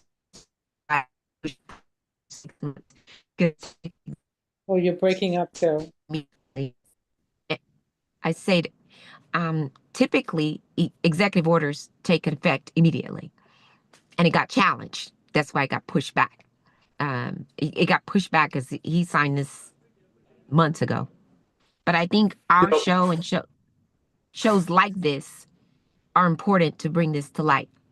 But I also think that the notion that all of us, as you just said, have to make sure that we are participatory. We are affirmatively participatory in the election process, which means that we can't sit back and wait for people to bring information to us. We have to go look for it. Go ahead, Brother Calvin. Well, and this goes into the political space. I spoke of it all being politics. And you would think that the Democratic Party, which we have an realistic affiliation with, as far as I'm concerned. You would think that they would be bringing information like this to the masses because they have the resources to do so. Yet they are not. So when Sister talks about who we elect, we've got to understand the election process that takes place. And that is, so many of the people are compromised by the time they get to a position where they have the authority and the power and the ability to massively reach out and to protest such things, or to amass the number of people that are needed, or the power to express and to share what these things are going to bring. We have to understand that they're already compromised. So party loyalty is a dangerous thing because it's taken advantage of in many respects. There's an expectation that, well, we've got that group. We just have to tell them we're going to do a little bit of this for them, and they're going to be, they'll line up with us. And historically, that is absolutely true. And so the Fed now is on its way. We can try to reach them through a broadcast of this nature, but we need to find out, we need to engage and find out, why is it that the people that we elect in our leadership roles that we have direct contact with, why are they not speaking out against it?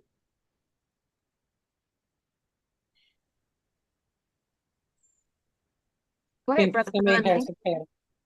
I know time is running. Go ahead, brother. Okay, I'm gonna be very quick here. Jump on in. Jump on in. The water's warm. The Senate Banking Committee. And then when access that list, I'm not at my other computer, but we should know who's on the Senate Banking Committee as a starting point. We want to address this issue. I usually have my stuff right beside me, but it's been a crazy day today.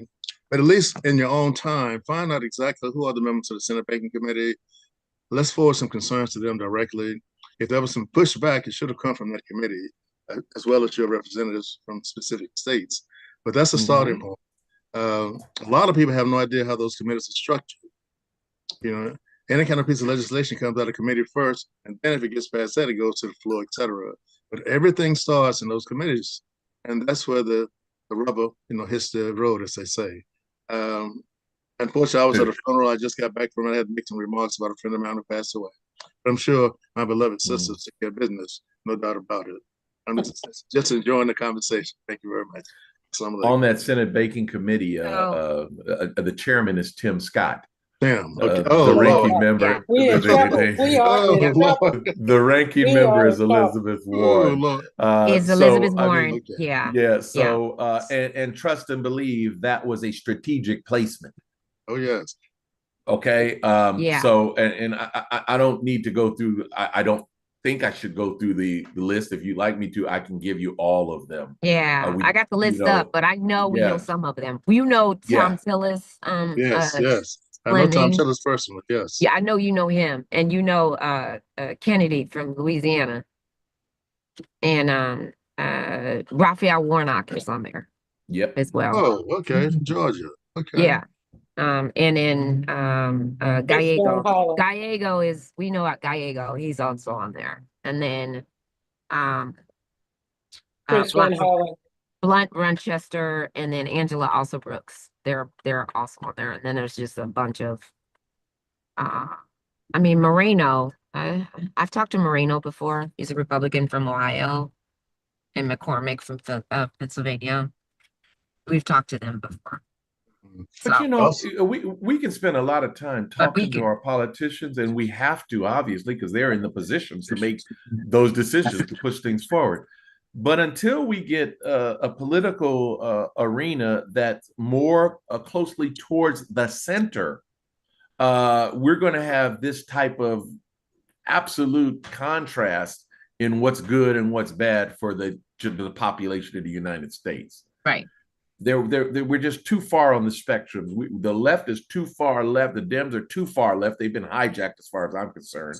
The Republicans are way too far right, and we all know where they are with how they've been hijacked. Yeah. And so I do think that one of the biggest answers is that the participatory aspect of our voting populace needs to be informed. I hesitate to say educated. I just think informed, kept informed, but also just heightened participation in the process. And sometimes it's just they're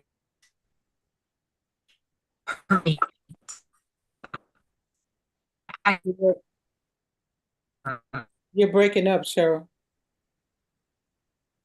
I wanted to give my primo and Terrell, I wanted you to respond. Respond to which one? Just a conversation, just a conversation, just a conversation. Yeah, there's a lot of ingredients in this gumbo here. Yeah. But I think it goes back to what we originally talked about, and that is getting involved. Like we gotta, you don't have to participate. Yeah. But you also risk getting whatever is going to be the result of the decision makers. And privacy, well, that's already gone. Yeah, there's no real privacy. As long as you got a cell phone, your privacy is gone. And even if you turn it off, they have the ability to turn it on. So, yeah, data is the new oil. Yep. Right? And we have to understand data from a sense of, well, how can we understand it? How can we get what the real data is? How can that data be relevant to what we are looking to accomplish? And how can we use it as a benefit for what we want to see become into reality? Because everything that is happening on the national level, and right now you can't stop it, even if you wanted to. No. They they they have the top pretty much wrapped up. But what we can do is in our local cities and counties is start to be able to influence what our policy and what our agenda needs to be. Because you can very much bet that that's already taken place. And if you're not involved, then it's it's getting done because they got a budget and they're allocated. So the question is, are you a part of it? Are you a part of the decision? Do you have any impact? And how can you make sure that your friends and family and community is benefiting in some form or fashion in this particular society as well as civilization? Uh, you know, and I think we got to go back to ourselves. Are we doing enough? Are we giving it our best? Are we leaning in? And that may be different for all of us because we got our own reality and circumstances and families and all the other good stuff. But when you take time out of your day to be here for an hour or two to edify yourself, to to say I'm gonna do one thing this week, to do something. I'm gonna put a word in somebody's ear. the the little stuff, if everybody do a little, nobody has to do a lot. But right now, we gotta do a lot. So uh, just just do the best that you can do, and I think we will continue to make impact and influence. And if God be with us, then who could be against us? I love it. So you said, Can't argue that. can't argue that. So you said it's a whole lot in the gumbo. So I told you guys that my primo cousin over there read my notes. So I gotta show you my shirt. I gotta show you my shirt. Because no vote, no voice. But That's it. no water, No water, no gumbo. That part. Very important. That part. That part. I told you read my notes. That part. No water, no gumbo. Facts. I'm a water person. For anybody who knows, I share a water for it. So no water, no gumbo, no vote, no voice. So before we get out of here, I do want you guys to answer my question. Here's my other question for the day. Bill of Rights. Bill of Rights. We are remaking the Bill of Rights. I'm gonna ask this question every week till the end of the year. You get to rewrite. This is the Bill of Rights of the future, right? For the next 250 years. I asked it 3 weeks ago, and so now coming back to this homework assignment.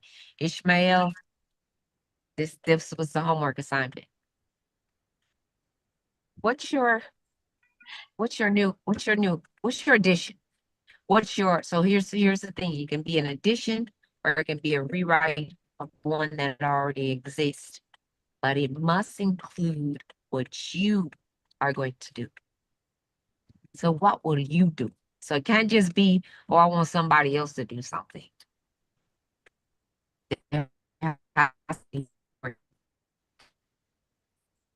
You broke up. What was the last So thing what you say said? you? What say There you? I has to think be it's what some she said. accountability. I said, what say you? What Yeah. say you? So what's the accountability from your end as well as, you can't be asking other people something that you're not willing to do yourself. It can't just be, oh, I want all the other people to do for me and my no one person. I'm back to no black man is better than white man, no white man is better than black man, no black man is better than no Muslim is better than a Jew, no Jew is better than a Christian, no Christian is better than a Muslim. The only man who's better than the other man is the man who gives God the best honor, the greatest glory. What are you willing to do to make this place better, to move us forward in forward progress?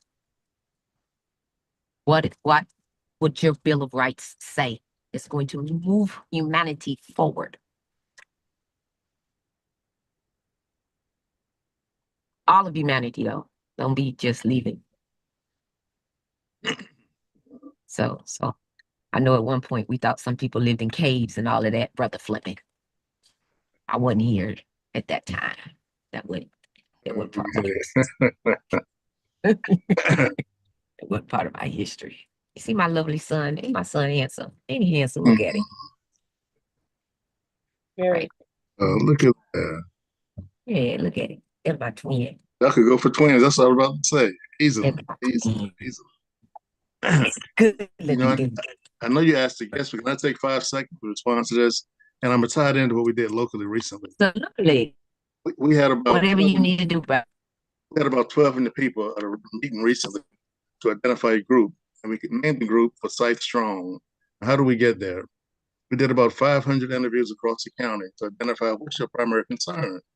We ended up with 4 cohorts. One was education, one was housing, one was mental health, and the fourth one was related to economic opportunities.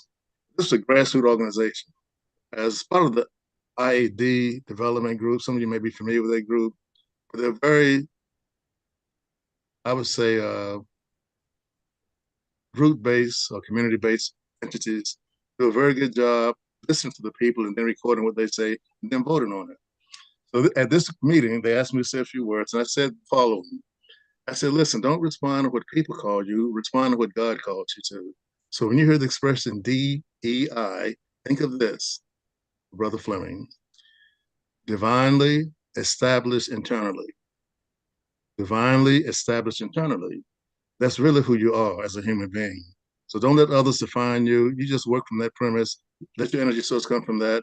And we need to add it to the Bill of Rights, and so be it.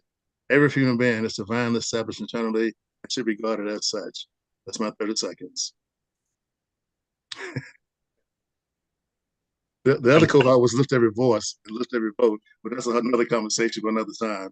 We got a pretty good grassroots organization around that too, with a number of different religions involved, about 4 different nonprofits, and we're all at a shoulder to the road getting some of these infrequent voters to the polls, etc. All right. Then, je suis fini, maintenant, s'il vous plaît. Es todo. El fin. Okay. Who's next? Let me see. Let me get Brother Calvin, go ahead. You want to go? No, because I wasn't here for the assignment. Okay, so I'm gonna let you think about it. I'm gonna let you think about it. See, she gonna make me do it in a. I'm gonna let you do it anyway. But you gotta think about it. I'm gonna let you think 90 about it. seconds, 120 seconds. She gonna give me, girl. You know how we do. You know how we do. I do You've been know how around you us do. politicians a long time. You've been around us a long time.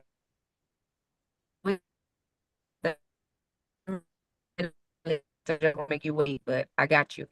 Brother Kareem, Brother Ishmael, I know you're working, but if you want to, you got it. Sister Manira, and then Sister Amatullah. Sister Amatullah, you can jump in whenever you're ready. But yeah. Okay.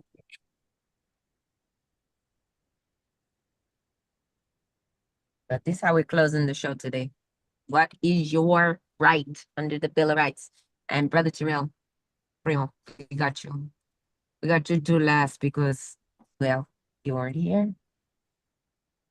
It's a new assignment for you. While we're waiting, Brother Fleming, you want to give him what the Bill of Rights says now? These two, Committee of Five, that historical document. No. I'm just messing with Yeah, the Committee of Five, the historical document. Yeah, what is the 10? What, yeah. Let's start off with number one, Right.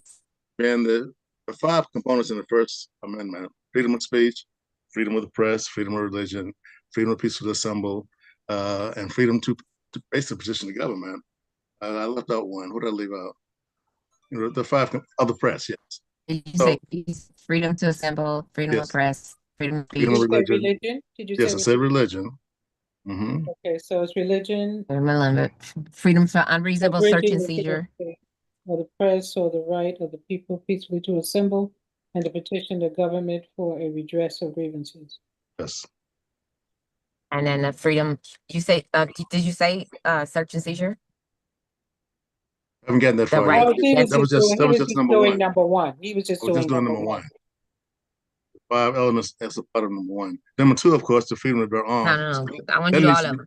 All of them. All 10. Okay. Number 2 is freedom of bear arms. That needs to be explained in a whole lot more detail because it's been before the Supreme Court over the years. It does not give you permission to have 500 rifles in your house. That's not what that's all about. When that was written, people had to hunt for food, etc. It was a whole different context in terms of when it was approved. So that's you hear a lot of arguments about. I have the right to have 10 guns in my house, etc. But that's not what it was all about when it was first passed. And I encourage anybody to go back and read the history behind that document. And there have been some cases that supported the historical means of what the freedom of arms is all about. The third one, what's the third one? The right of the people to be secure in their persons, houses, papers, and effects against. Oh, I'm sorry. No, the third one is the no soldier shall in time of peace be quartered in any house without the consent of the owner, nor in time of war, but in a manner to be prescribed by law. And there's a connection to those 27 charges that are in the Declaration of Independence. Some of that is included in the Bill of Rights. In fact, if you go through that very carefully, what they were charging old King George about, they preserved it in the Bill of Rights to make sure it never happen again. You can make that connection sometime when you have time to do it. Okay, the fourth one, is that the one about? Secure their persons, houses, papers, and effects against unreasonable searches and seizures shall not be violated, and no warrants shall issue but upon probable cause, supported by oath or affirmation, and particularly describing the place to be searched and the persons or things to be seized. So the right of people to be secure in their persons, houses, papers, and effects against unreasonable searches and seizures. And number 5, no person shall be held to answer for a capital or otherwise infamous crime unless on a presentment or indictment of a grand jury.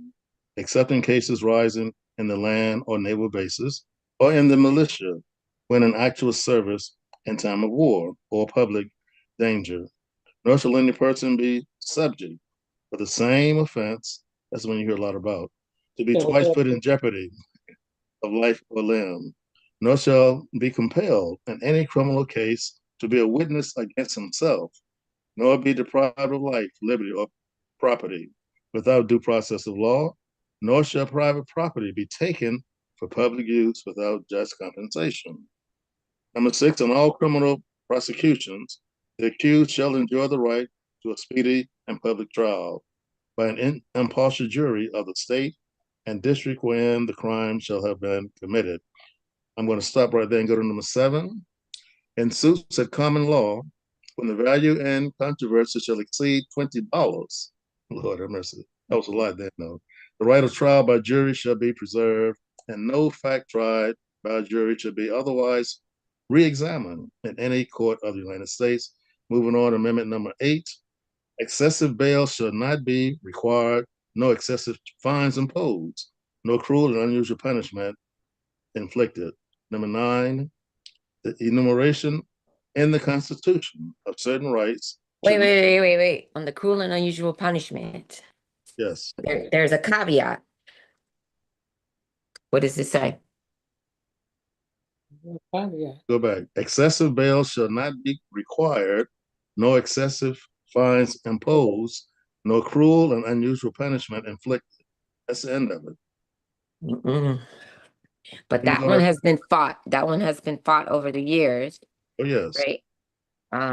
Because there's been a caveat when it comes to the criminal legal system, right? And especially when it comes to bail. So I just wanted to point that out.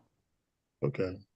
Yeah, when it comes to the no money bail, yes, exactly. And when it comes to what is the definition of excessive bail, who determines excessive bail for the indigent and excessive, etc. So I just wanted to point that out. Go ahead. Yeah, there's a whole case of people who just never go to trial. Sometimes we have a young lady, a sister running for local Forsyth County district attorney, because she read with us to us the other day. This current district attorney had 18 people that have been in the local jail for 2 years without going to trial because they can afford to pay. There's a whole another element to that, but I was not charged with that. We're going to move on to number 9 here. Oh, okay. Did I go to number 9? No, I didn't. No. 9. That was 9. That was 9. Okay.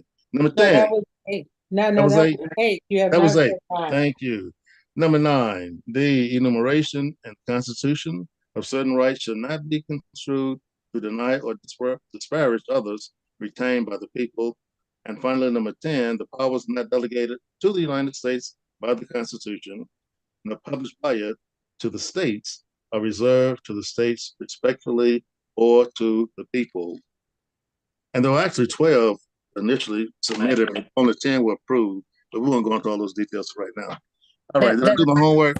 Yes. So that last one is important. Again, as we spoke last time, the importance of that last one is that what is not given to the federal government cannot be taken, cannot be what is not explicitly given to the federal government is reserved to the states and to the people, which means that if the people do not cede those rights to the federal government, if the states do not, through the people, cede those rights to the government has no right to take those rights for themselves. And that's important because some of the things that the federal government has tried, especially with this administration, to do and take rights for themselves, which you will hear as states' rights, has been fought and the Supreme Court is upheld, is outside of the boundaries of the government's power. Federal government. Yes. This federal administration. And that is what's important to remember, which is one of the things when Sister Amatullah mentioned about the banking system that is not subject to, this is where the challenge has come in, that is not subject to an executive order. That is a congressional power. The Federal Reserve is not under the auspices of the president. Mhm. It is under the auspices of Congress, and it's the president cannot or should not be acting alone under an executive order. That's why it has come under challenge.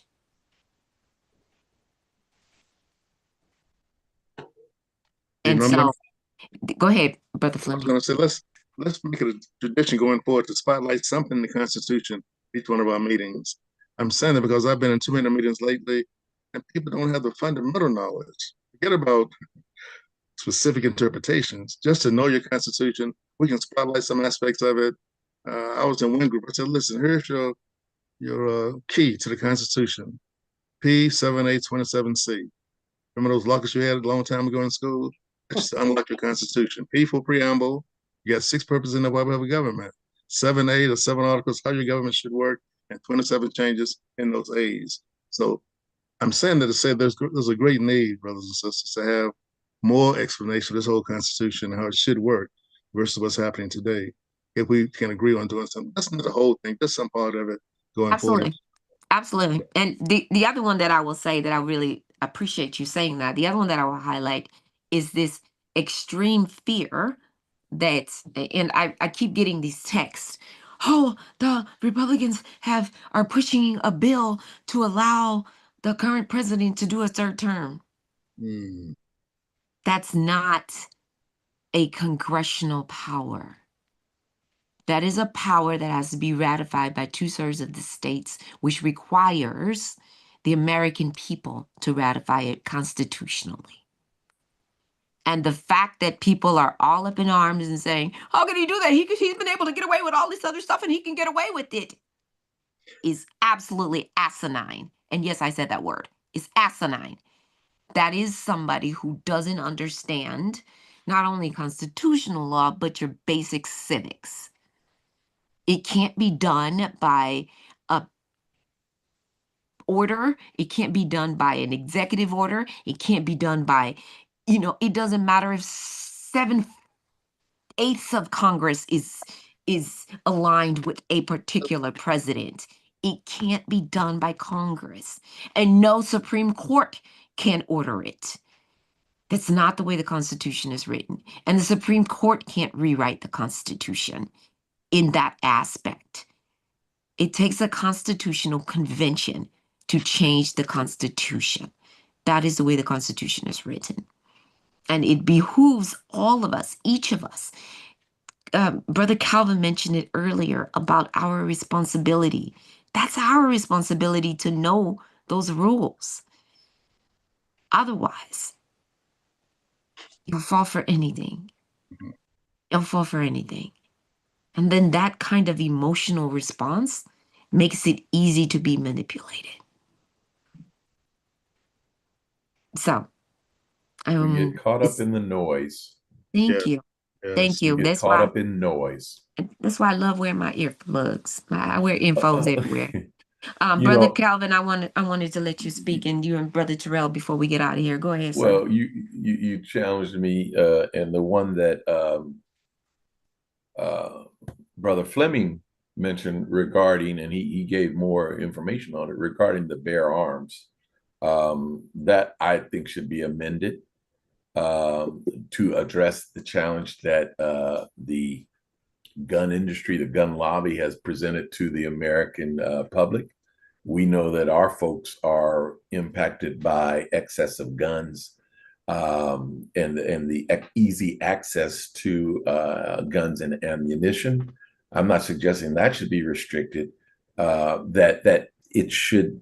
I'm not suggesting that we eliminate, but there should be control mechanisms put in, because as we all should recognize, is that the documents that our founding documents were great founding documents, but any entity, and this United States is a corporation of folks, any entity has to modernize itself to address the technological changes, the access changes, the population changes, just the total package. And therefore, while written in stone, they have to be amended. They have to be malleable by vote, as you mentioned, a constitutional convention for making certain changes.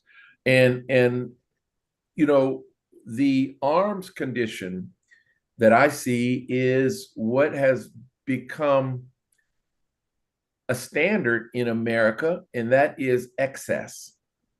It's the excess.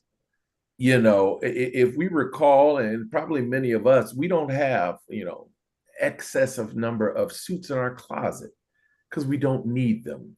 We don't have excessive cars in our home. We might have, 2, 3 cars perhaps. Every person doesn't have an individual personal car because every person, unless they're absolutely need a car, etc. Excess, and I spoke to it earlier. How did they sell to the Negro back in the early '60s with the Johnson Publishing Group? How did they get all of these folks, the mainstream, shall we say, to be able to sell products to a demographic that they weren't selling products to? And that was to sell them excess, because we like showing off, or many of us like showing off. So that excess only lends itself into the gun craze and the need, or the perceived need, of excess. At the end of the day, 2, 3, 4 weapons is one thing, but an arsenal is something completely different. Ammunition, yeah, 500, 1,000 rounds is one thing.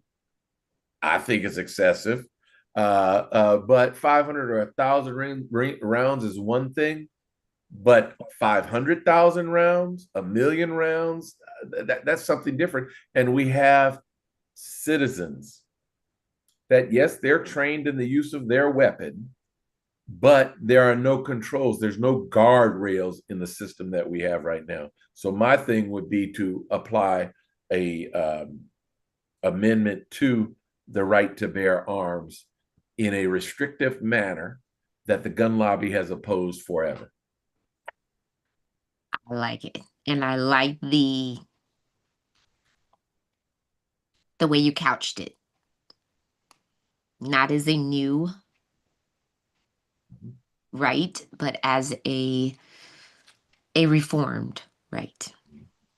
Without taking away a right, but but in reforming the current right. I like it. And I think it makes sense. And I think it's one that could, if it were posed, I think it is one that could gather support for the way that we live now, which was part of the assignment, right? Yeah, and I don't think, I don't think that it would have the same vitriol, negative response from people, because you're not saying you can't have, we want to stop gun sales. You're not doing any of that. No. But what you are saying is there's a limit to what you can have. Aren't there limits to most everything that we actually can do? Sure. And I mean, There's and limits. I support gun ownership. I support it. I'm responsible not, gun ownership. absolutely. Yeah, Responsible. absolutely. Yeah. So it's just a matter of, where are the guardrails? We don't have them. And the part of the reason that we're having the challenges we're having right now is because there are no guardrails. Right. Part of the reason that, I am baffled by the ability of the president to expend resources and money unfettered on things that have that absolutely should fall under the jurisdiction of a committee, a decision by someone large, some group that we've elected, vis-a-vis tearing down a hunk of the White House, vis-a-vis putting a fight on the lawn of the White House, with vis-a-vis having the largest fireworks show in the history of the country yesterday, with almost 1 million fireworks. This man got an open checkbook. He's not only making money, he's spending it. But the money he's spending is ours. That's screwed up. Which is interesting because it comes from the so-called party that doesn't like to spend government money. So I just found that I found that really interesting. No, that's the that's what their narrative. mouth says. That's what their That's mouth the says. narrative. Exactly. Correct. That's the narrative. I just found it very interesting that that's what they say. They don't like to spend their money. Yes, I just found They will spend your money. Yes. Because you really can't fight this system. No. We got a plan in place. Y'all can't fight it. I'm just gonna tell you, I giggled. I giggled at the WWE. I giggled at the fountain that's peeling 20 minutes after they built it. I giggled at the horrible ballroom where the so-called golden washroom was flaking off. The gold flakes are off, and the contractor then stiffed him because he's so used to stiffing contractors. I giggled at the fact he says now he wants a new Air Force One, and he got a year less. What, he got 2 years left? I giggled because I tell you, I giggled because everything that they talked about with Biden, whether it was true or not, he's doing the exact same thing, and there's no defense. And as it's like karma. Who was Brother Fleming? You probably remember which one was the senator who, I mean, he gave President Biden grief about slipping down the stairs, and then just last month he slipped down those stairs and he slipped and rolled. Yes. I was watching the video. I said, "You forgot to tuck. You forgot to tuck." Oh man. Bruh. I must watch I the remember video. that. And yes, I'm guilty. God's still working with me. My halo is a little tilted. My halo not round, it's oval because it fell off a couple times because I was laughing. I wasn't even giggling. I was laughing. I was crying. Tears came down because it was funny because karma is something else. He didn't slipped and fell. This president didn't slipped and fell. He didn't. And when he tried, he almost fell. He was holding his wife's hand. She let go because she wasn't gonna fall with him. She was like, you gonna fall on your own. She was there for the acting role anyway. I am tickled. I'm tickled. And yes, is it at America's expense? Yes, but look how many of them voted for him. So it's sometimes people got to knock their head against a wall, and some of us there gonna be some collateral damage, and we're gonna have to clean it up. And the next president will have to clean it up, just like the last couple times. It won't happen. It's gonna be horrible. It's gonna be horrible. The damage that has occurred It's done. Cannot be recovered in one term, probably not 2 terms. Probably not 5. They're going to have to reestablish the Supreme Court. They're going to have to stack that sucker with more seats. Yes. There's just a variety of things that they can Our reputation is done. I know. Very quickly, but the rest of it, it's going to be a long time before we get to where we need to be. I know. And we have to pray on it, and our reputation is done. This is one of those very hard life lessons that we have to, how do you chop down a tree? One swing at a time. We got to an elephant. That's eating an elephant. And so, as Brother Terrell said earlier, some of the damage is done. So we can't put that milk back into the carton. But what we can do is we can stop that milk from spilling off the counter onto the hardwood floor and seeping under the floor into the foundation and ruining the subfloor. So we can hurry up and get that bounty. It's bounty, and we can wipe it up real quick. And we can we can figure out how to put a top on it so we don't get more spilled milk. We can figure out what we're gonna do to get some people who got better hands to catch the container before the container fall over on the counter. We can figure out how to get better quality cows. We don't get no sour milk. We can figure out how to get people, maybe get some vegans up in there like me. Don't drink no milk. You ain't got to worry about spilling the milk, and you ain't got no milk. Get your girl, cause you know, coconut milk and oat milk, it don't sour like that other kind of milk. Always good to have options. One See, good currency Fleming, at a time. One good get currency. We'll options. start with you. Got to replace that whole Options. car. One at a time. One at a time. One at a Get them time. out of there. So I'll we be your got. campaign manager. Thank you, sir. That's what I'm saying. So I was talking to someone the other day, and Brother Calvin, this is what we were talking about. And before we get out of here, I want to just put this out for everybody. And they said to me, and I talked to Brother Calvin about this last night, so this is important. I want to say this. They were like, "Oh, I can't wait till you run again for Congress." I said, "Well, that's not happening right now. But you know what is happening? Brother Andre's running. Support him.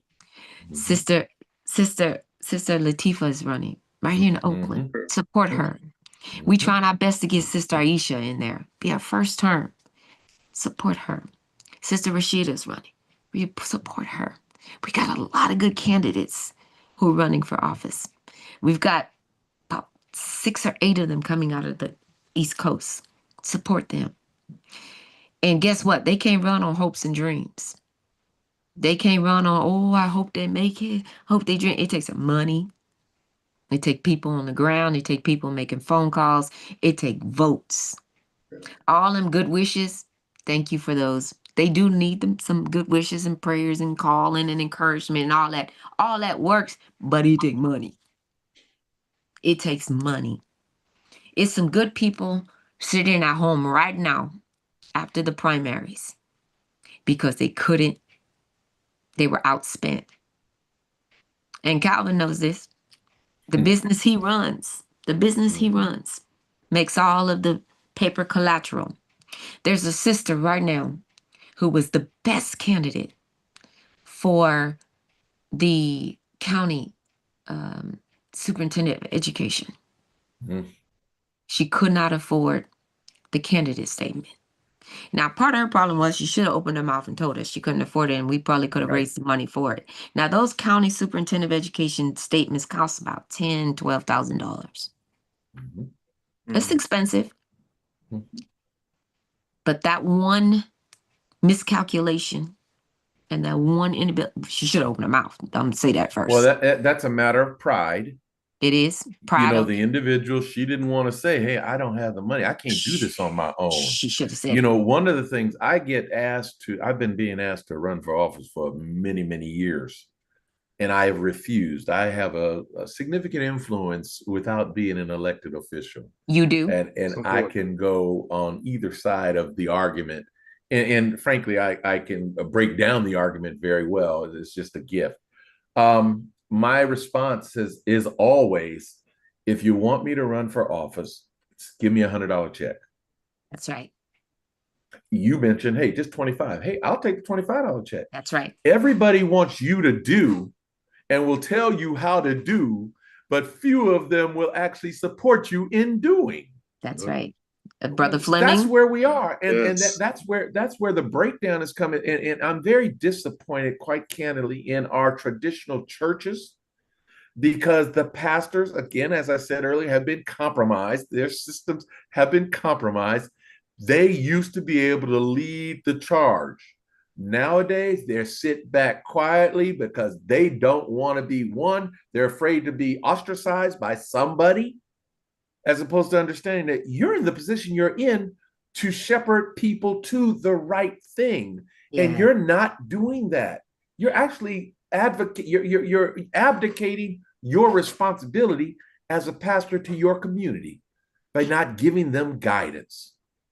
Thank you. And this goes, where's Sister Martha? Sister Martha, this goes for churches, masjids, temples, masajids, mosques, everybody.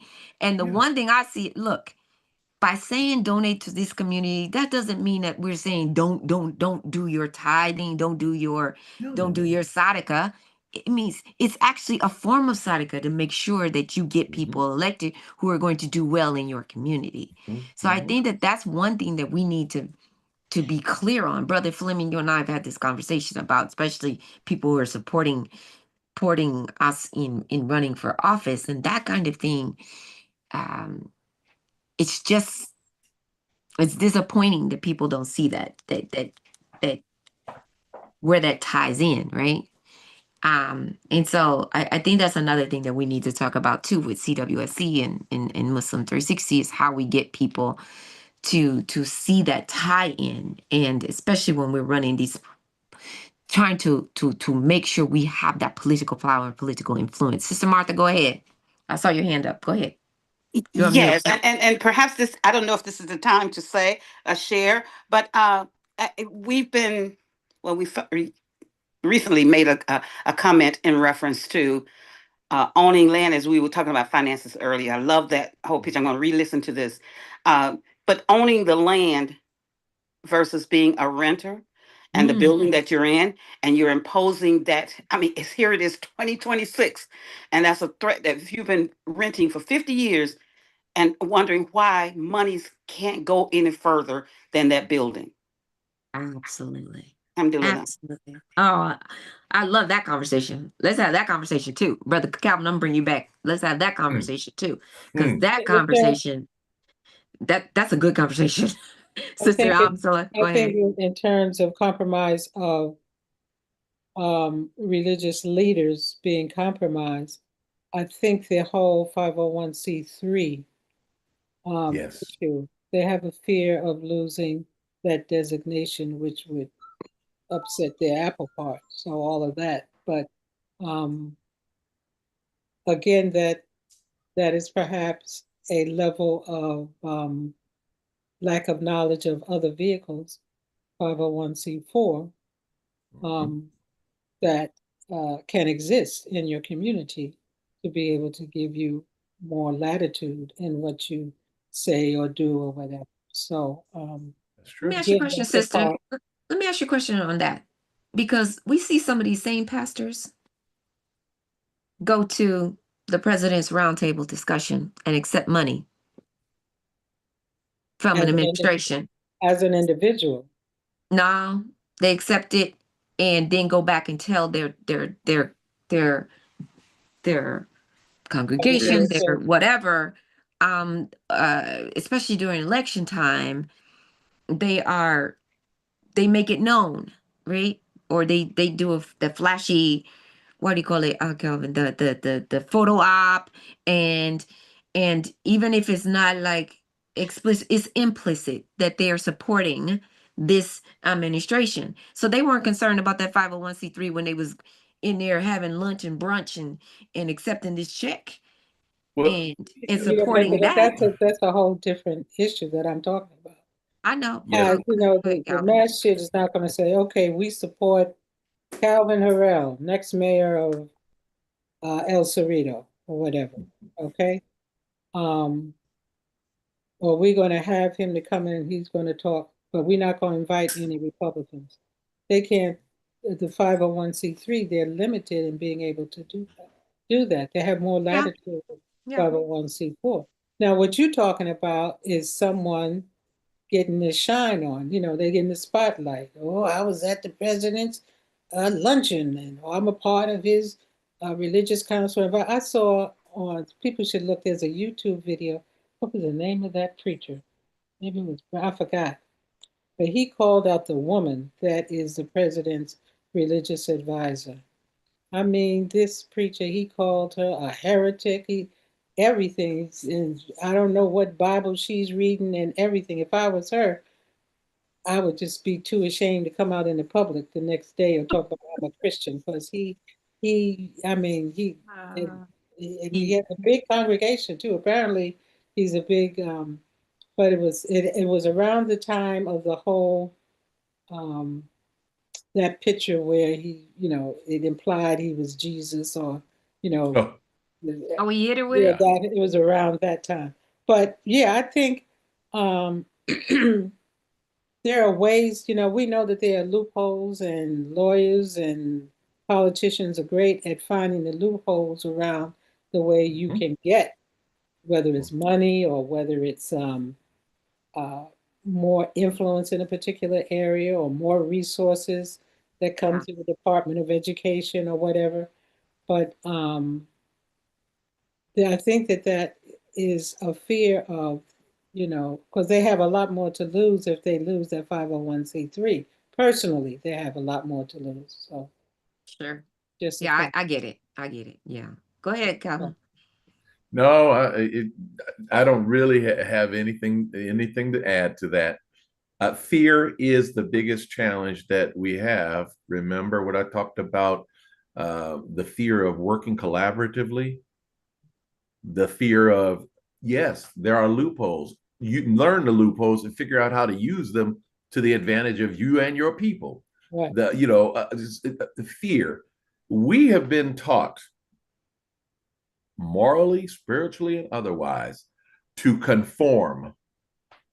And we do that. And so often the world doesn't work on that conforming. It might be more organized. Right. But we have to have our minds open to the understanding that sometimes you have to go outside of the box, color outside of the lines to actually achieve the goal that you want to achieve. Every movement, before I even say that, there is nothing that moves without friction. You can have gas in your car, but if you don't have rubber on the tires that goes against the asphalt, that car is not going anywhere. Friction recreates movement. Absolutely. You have to understand that there is good friction, even when it's not liked by some. Yeah. It's good friction because it's moving towards whatever the objective or goal that you've established for yourself, for your community, your organization. Friction is the key to all of it. Love it. Oh, I love it. That's a good. We're gonna have to make a t-shirt, Calvin. Who like that? I do that too, you know. I know. I know. Mr. Sharif, Muhammad Sharif, go ahead and take yourself off mute. We're gonna get ready to close up here. Go ahead, Yes, sir. you know what Imam W.D. Muhammad said? He said, our biggest challenge is corruption. That goes all the way to the top. Once they get to the top, they have already compromised. I'm finished. Thank you. Thank you. You for that reminder. Well, I hope not. I don't want to be like that. I'm gonna hold out hope that there's some of us who gonna stay good. Oh, I don't think it even needs to be hope. Yeah, some of us are good. There are some of us that can speak and walk in our truth. Yes. Okay? Yes. And that truth is moral, it's Yes. spiritual, Yes. it's affirming of who we are. Yes. We can work within the system and get what we want, but again, the loophole is in the system. That's right. We're just afraid to figure out what the loophole is. It's built in. It's built in. They always do that. It's built in. They've been doing that since the beginning, and we have to understand that, yeah, that's how it works. Right. So, oh my goodness, I mean, we could talk for hours, but I know we got to pretend like we like our jobs. And today is my birthday. That's why my phone's ringing off the hook. I was gonna say that. I was gonna say that to everybody. So we want to say happy birthday. Happy birthday. Thank you. Thank you so much. Happy birthday to you. Well, you know what the Happy sad part is? birthday. The sad part is that, well, it's not really sad, but someone came into my office. We're in the school of photography business. I have been for generations. I mentioned that earlier, or the business anyway. And someone came into my office and I happened to be out front and they saw me and he said, "Oh my goodness, I remember you. You took my school pictures." Now, this is a mother. She's, 40, 45 years old with a high school senior. And so you took my picture. I said, "I did? Maybe it was my dad," right? Because I don't know how old I am, to be honest. So we talked and, all that was good. And she said, "Well, yeah, but you took my picture. How old are you?" And I stood up loud, proud, and said, "I'm 60. I'm going to be 67 years old." And, I'm smiling. She says, "Really? You look great." And I said, "Well, thank you. I appreciate that." My lead man, who's been with me for 40 years, Clifford, he's a partner in the business, actually. I gave him a piece of the business. He came over to me and whispered in my ear, "If you don't stop telling people you're going to be 67, you're going to be 68. I was He stole a year of my life in 30 seconds. Oh man. So anyway, no, it is my birthday, and I thank you for the well wishes that you're providing. And Brother And this has Ishmael, been this. Brother Ishmael, Pardon it's me. his birthday too. We got twins on the program today. All right now, all right now. And Calvin. Good Happy people born on this birthday. day. Good people Okay. born on this day. Yes, birthday. Ishmael. Good people born on this day. Dr. Yes. Cheryl, I will say that this was very enjoyable. Thank you, I appreciate the vision that you have in creating this forum. I certainly hope that the viewing traffic continues to grow as you continue to develop this further and as we share that information out about, hey, look, these are conversations that need to be had because there are not a lot of places that can have the conversation.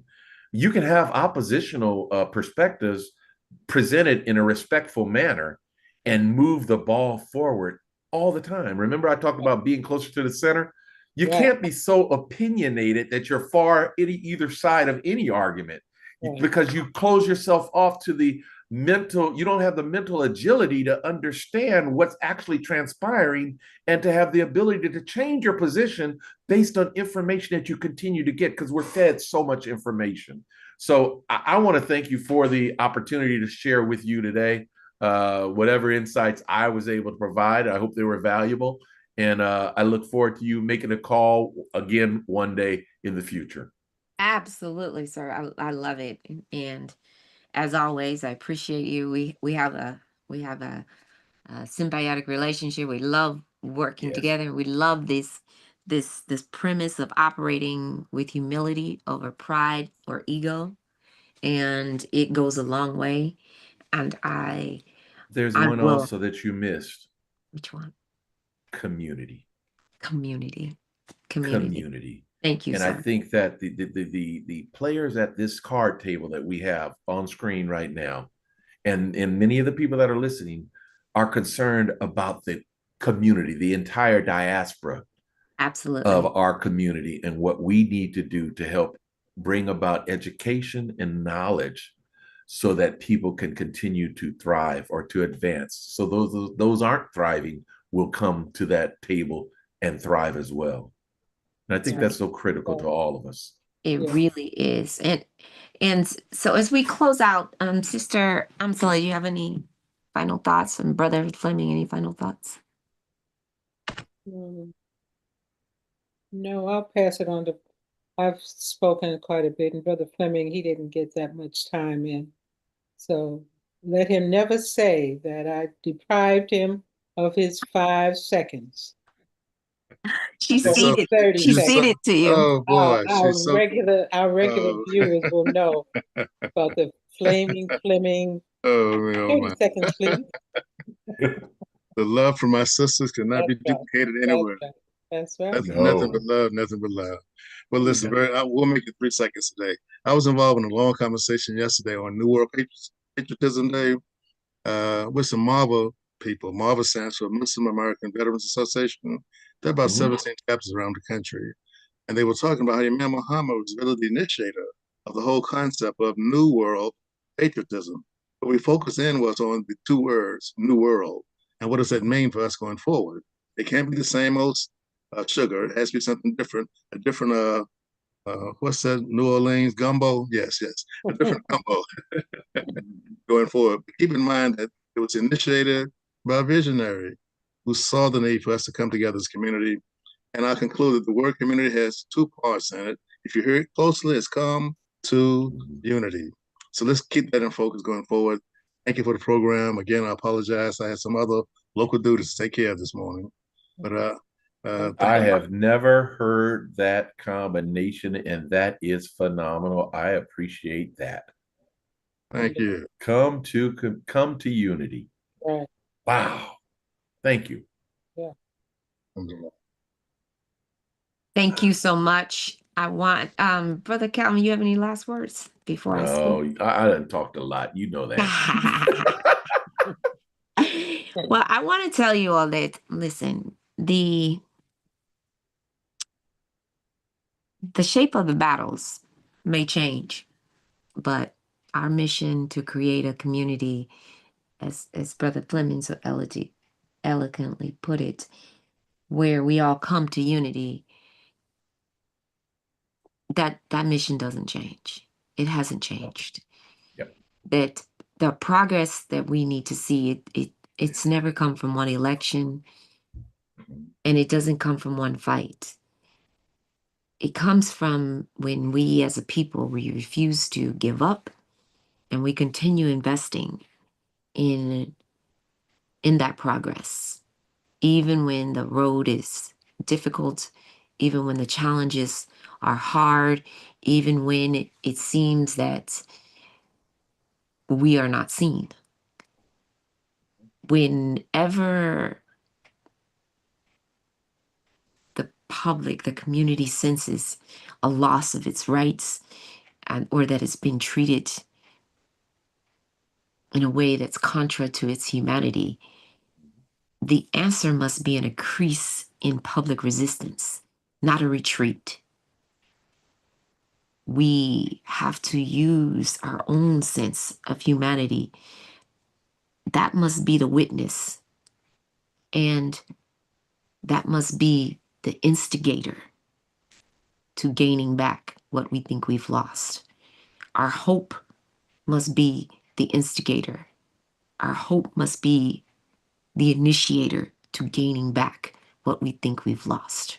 Our truth must be the instigator and the initiator to gain back what we think we've lost.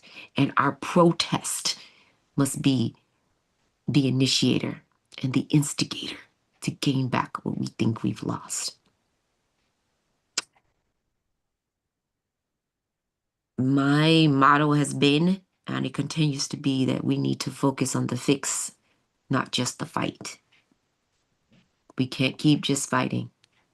We got to figure out what's the fix. How do we resolve this so that our community does not continue to be disproportionately targeted and disproportionately harmed by the actions of others. And that means that we can't keep begging others to invite us to places in rooms where we were never meant to be. We either need to take back what we believe we deserved and was taken from us, or we create our own rooms. Sometimes the questions are really complex, but the answers are always simple. And with that, I say to you, as we say each week. Sister Cheryl, can I just interrupt you right there? Absolutely. I forgot one thing. Yes. Today is July 6th, and I wanted to remind everyone that on Tuesday, July 14th, Brother Mujahid from the Bay Area community, also known as Larry Green, that he will go up before the parole board. And we've made a request last week for everyone who has a heart to do it to make a special dua or supplication that he receive justice and that he gets released. He's been incarcerated for over, I think it's 52 years now, for a crime that he has never admitted to, and he denies being guilty, but the parole board doesn't take that in consideration.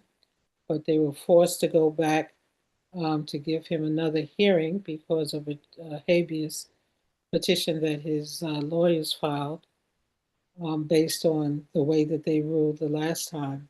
And it's every 5 years when they come up. So, brother can't stand too many more 5 years, right? So on the 14th, so we ask that between now and then that you make a special prayer that he receives justice. And we know that whatever the outcome is, that God is always in charge, and we accept that. So I just wanted to remind people of that. Thank you. Thank you for that. And Dr. Cheryl, as she Yes. reminds us of that, we're going to circle back to, if you will, to what I said about it's all politics. Who appoints the parole boards? Yep. Yes. People have to be appointed to that. That's not an elected position. Right. It's a citizen's position, Yes. like a jury. Yes. If we don't understand the nuances and the what would be considered the quiet low-level positions have such an impact on our lives, Our daily lives, exactly. if we don't understand that, we'll never understand anything about the more complexities of the political spectrum and sphere. Exactly. I'm We have to glad you understand that. I'm glad you said it. I will tell you. It could be a And longer conversation. I'm sorry. no. I'm glad you said it, and I do want to tell you that we're working on that. I actually, one of the commissions that I'm on, that I chair the California African American Water Education Foundation, and CAWF is working. You've met Russell, Calvin. We are working in conjunction with Black Women Organized for Political Action and the Black Women's Collective, two statewide organizations, to put together.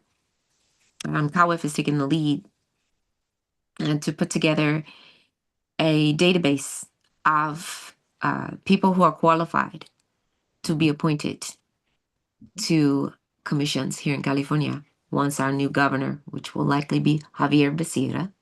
I happen to know him, and including myself, I've already applied for 2 commissions, and that is one that I will tell you, it's very hard to be appointed to that particular commission, but it's not impossible.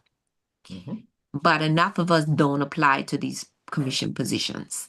And so we are putting out the word to get people to apply for commissions, whether you're in California or another state. I will tell you that we need more people to apply for commissions.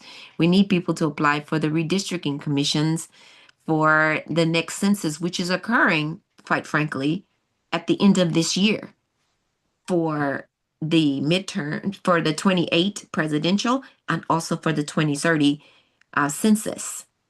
So, and they have some distinct categories, right? They have some for Muslims, they have some for certain neighborhoods, for certain affinity groups.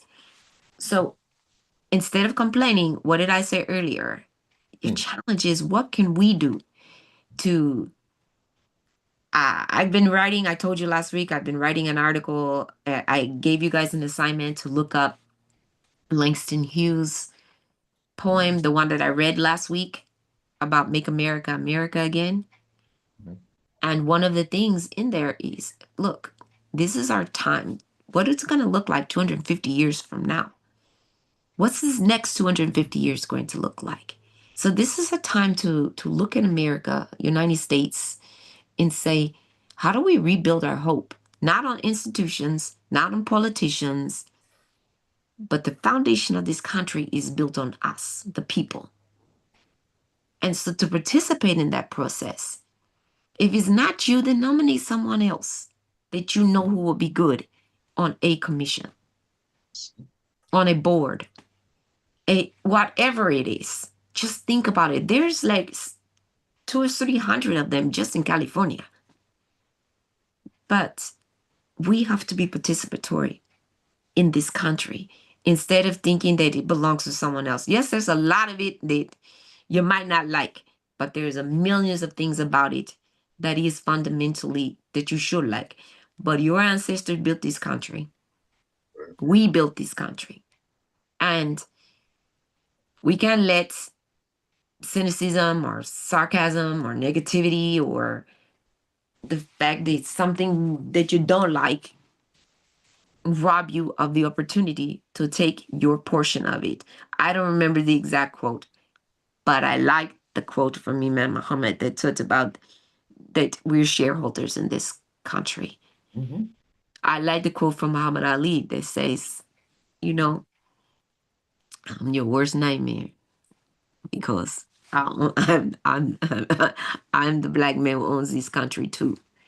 This is this is this is just as much our country as anybody else's. And nobody should be telling you what your patriotism looks like. That's for you to decide.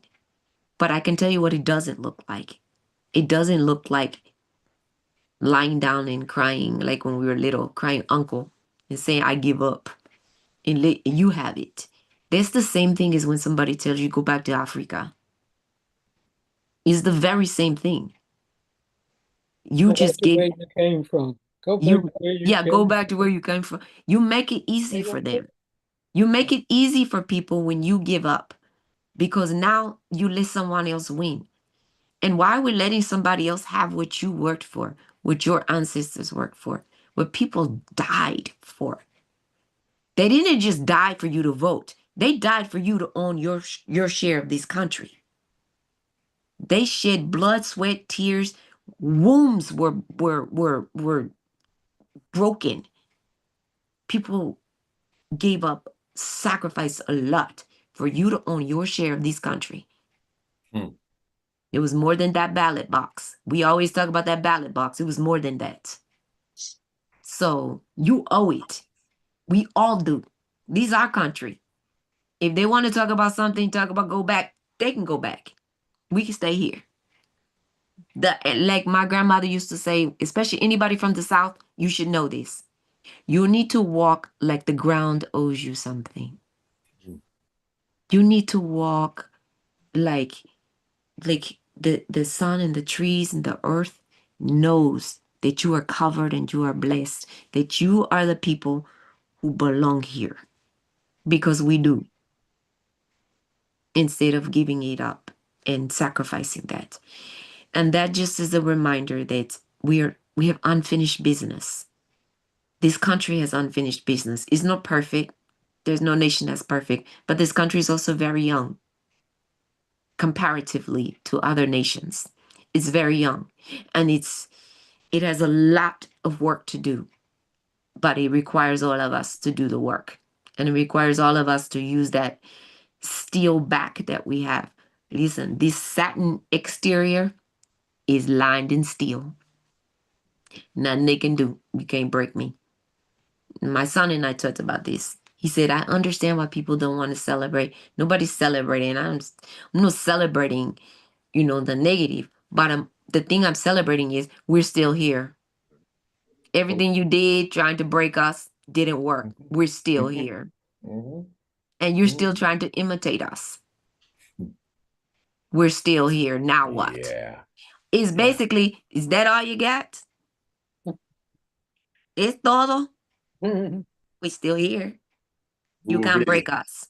And we got what you can beg, buy, borrow, or break. Now what? I still want my share. Where it at?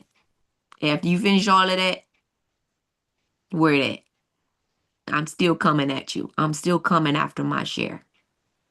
You don't have to, I'm not asking you to give me anything, but I'm going to take what's mine. I'm taking my share. There's what I'm talking about. With So- that, No, I'm sorry. I hate to do this again. But Sister Munira had in the chat, can we get a chart of the good candidates that are running? Now, I see that we have Illinois, California, North Carolina, Florida, New York, Texas. Kareem Hamid, I think, is somewhere in the Midwest. I don't know where. So that would be 7 states, Sister Munira.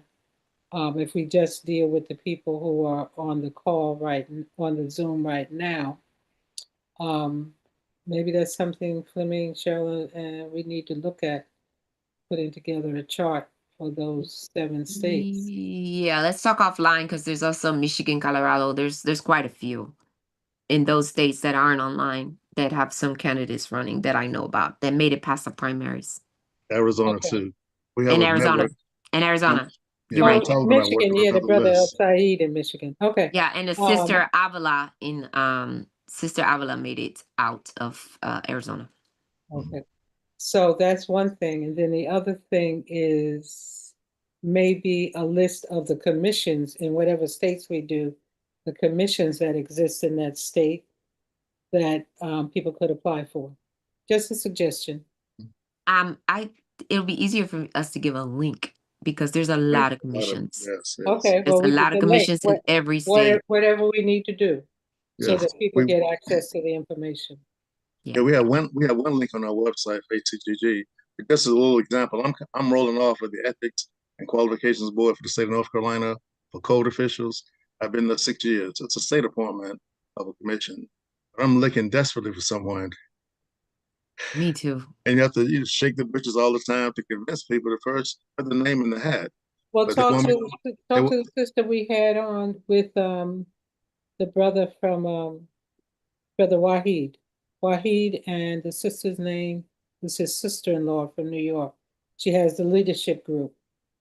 Anyway, we can Jamila? talk. We can talk What's the offline. first? Fonda, Okay, yeah. Fonda, I think. Oh, was her okay. I name. know you're talking about. Yeah, Yes. we can talk offline. Yeah, we need a North Carolina resident. That's the only drawback on this one. But we can talk again by all means. Yeah. But I want to lift up one episode of ownership. My mother-in-law, who's 99, grew up in Anson County, North Carolina, as a farm girl, helping her mother maintain a massive farm. Now, her mother was smart enough to buy 110 acres of land. That's still in the family today. Let me say it again, 110 acres of land. And she was primarily a domestic person. She had an internal fortitude to see the need to buy some land for her children, and she had 12 children. All of them got a share of that land. It's all intact except for one little piece. One of her children went to New York and got in trouble and sold her little piece. But the rest of it is still intact. And Wow. we pay the taxes on it every year to make sure it stays in the family. Wow. Beautiful. Beautiful. That's what I'm talking about. And then I do want to make sure, and Sister Martha, I'll get you Brother Calvin and Brother Muhammad's information. I want to make sure we can let people know how to get a hold of them and their business, because I think that's important. That's the community. That's what I'm talking about, the community things. My grandmother used to say, always say somebody's name when they're not in the room. That's how we build community. All right, can I do it now? Can I do it now? Close it out. Close it Okay, out. thank you. Thank you, everyone, for coming today. Lively, dynamic, necessary conversation here on MAP5. Join us every Monday, 10 a.m., 1 p.m. on that other coast. But the sun rises every day of the year, brings life to the whole world. at that unreasonable hour. In the middle of the country, everything happens in the middle. In the Midwest at noon. Yeah. And then on the most lovely coast, where we have the most reasonable hour of the morning, 10 a.m. Very respectable time of day. 10 a.m. on the West Coast. Stay prayerful. Stay powerful. Stay philanthropic. Do something for someone without the expectation of anything in return. Stay purpose-driven and stay politically engaged. As my grandmother used to say, it's all about perspective. Change the way you look at things, and things you look at, that will surely change. We look forward to continuing this conversation on civic engagement and the multifaceted issues related to faith in action and personal accountability, as well as community responsibility and accountability next week. Brother Fleming, hit us with the prayer, sir. We'll close out like we usually do with the last surah in the Holy Quran in English this time instead of Arabic. In the name of Almighty God, most gracious, most merciful, we seek refuge with the Lord and cherisher of mankind, the King or ruler of mankind, the Allah judge of mankind, from the evil whisperer, the same who whispers into the hearts of men and jinn, then withdraws after his whisper. Amen. Amen. And with that, we thank you once again. Assalamu alaikum. And that is a wrap. Assalamu alaikum. Assalamu alaikum, everyone. See you on the flip. Bye-bye.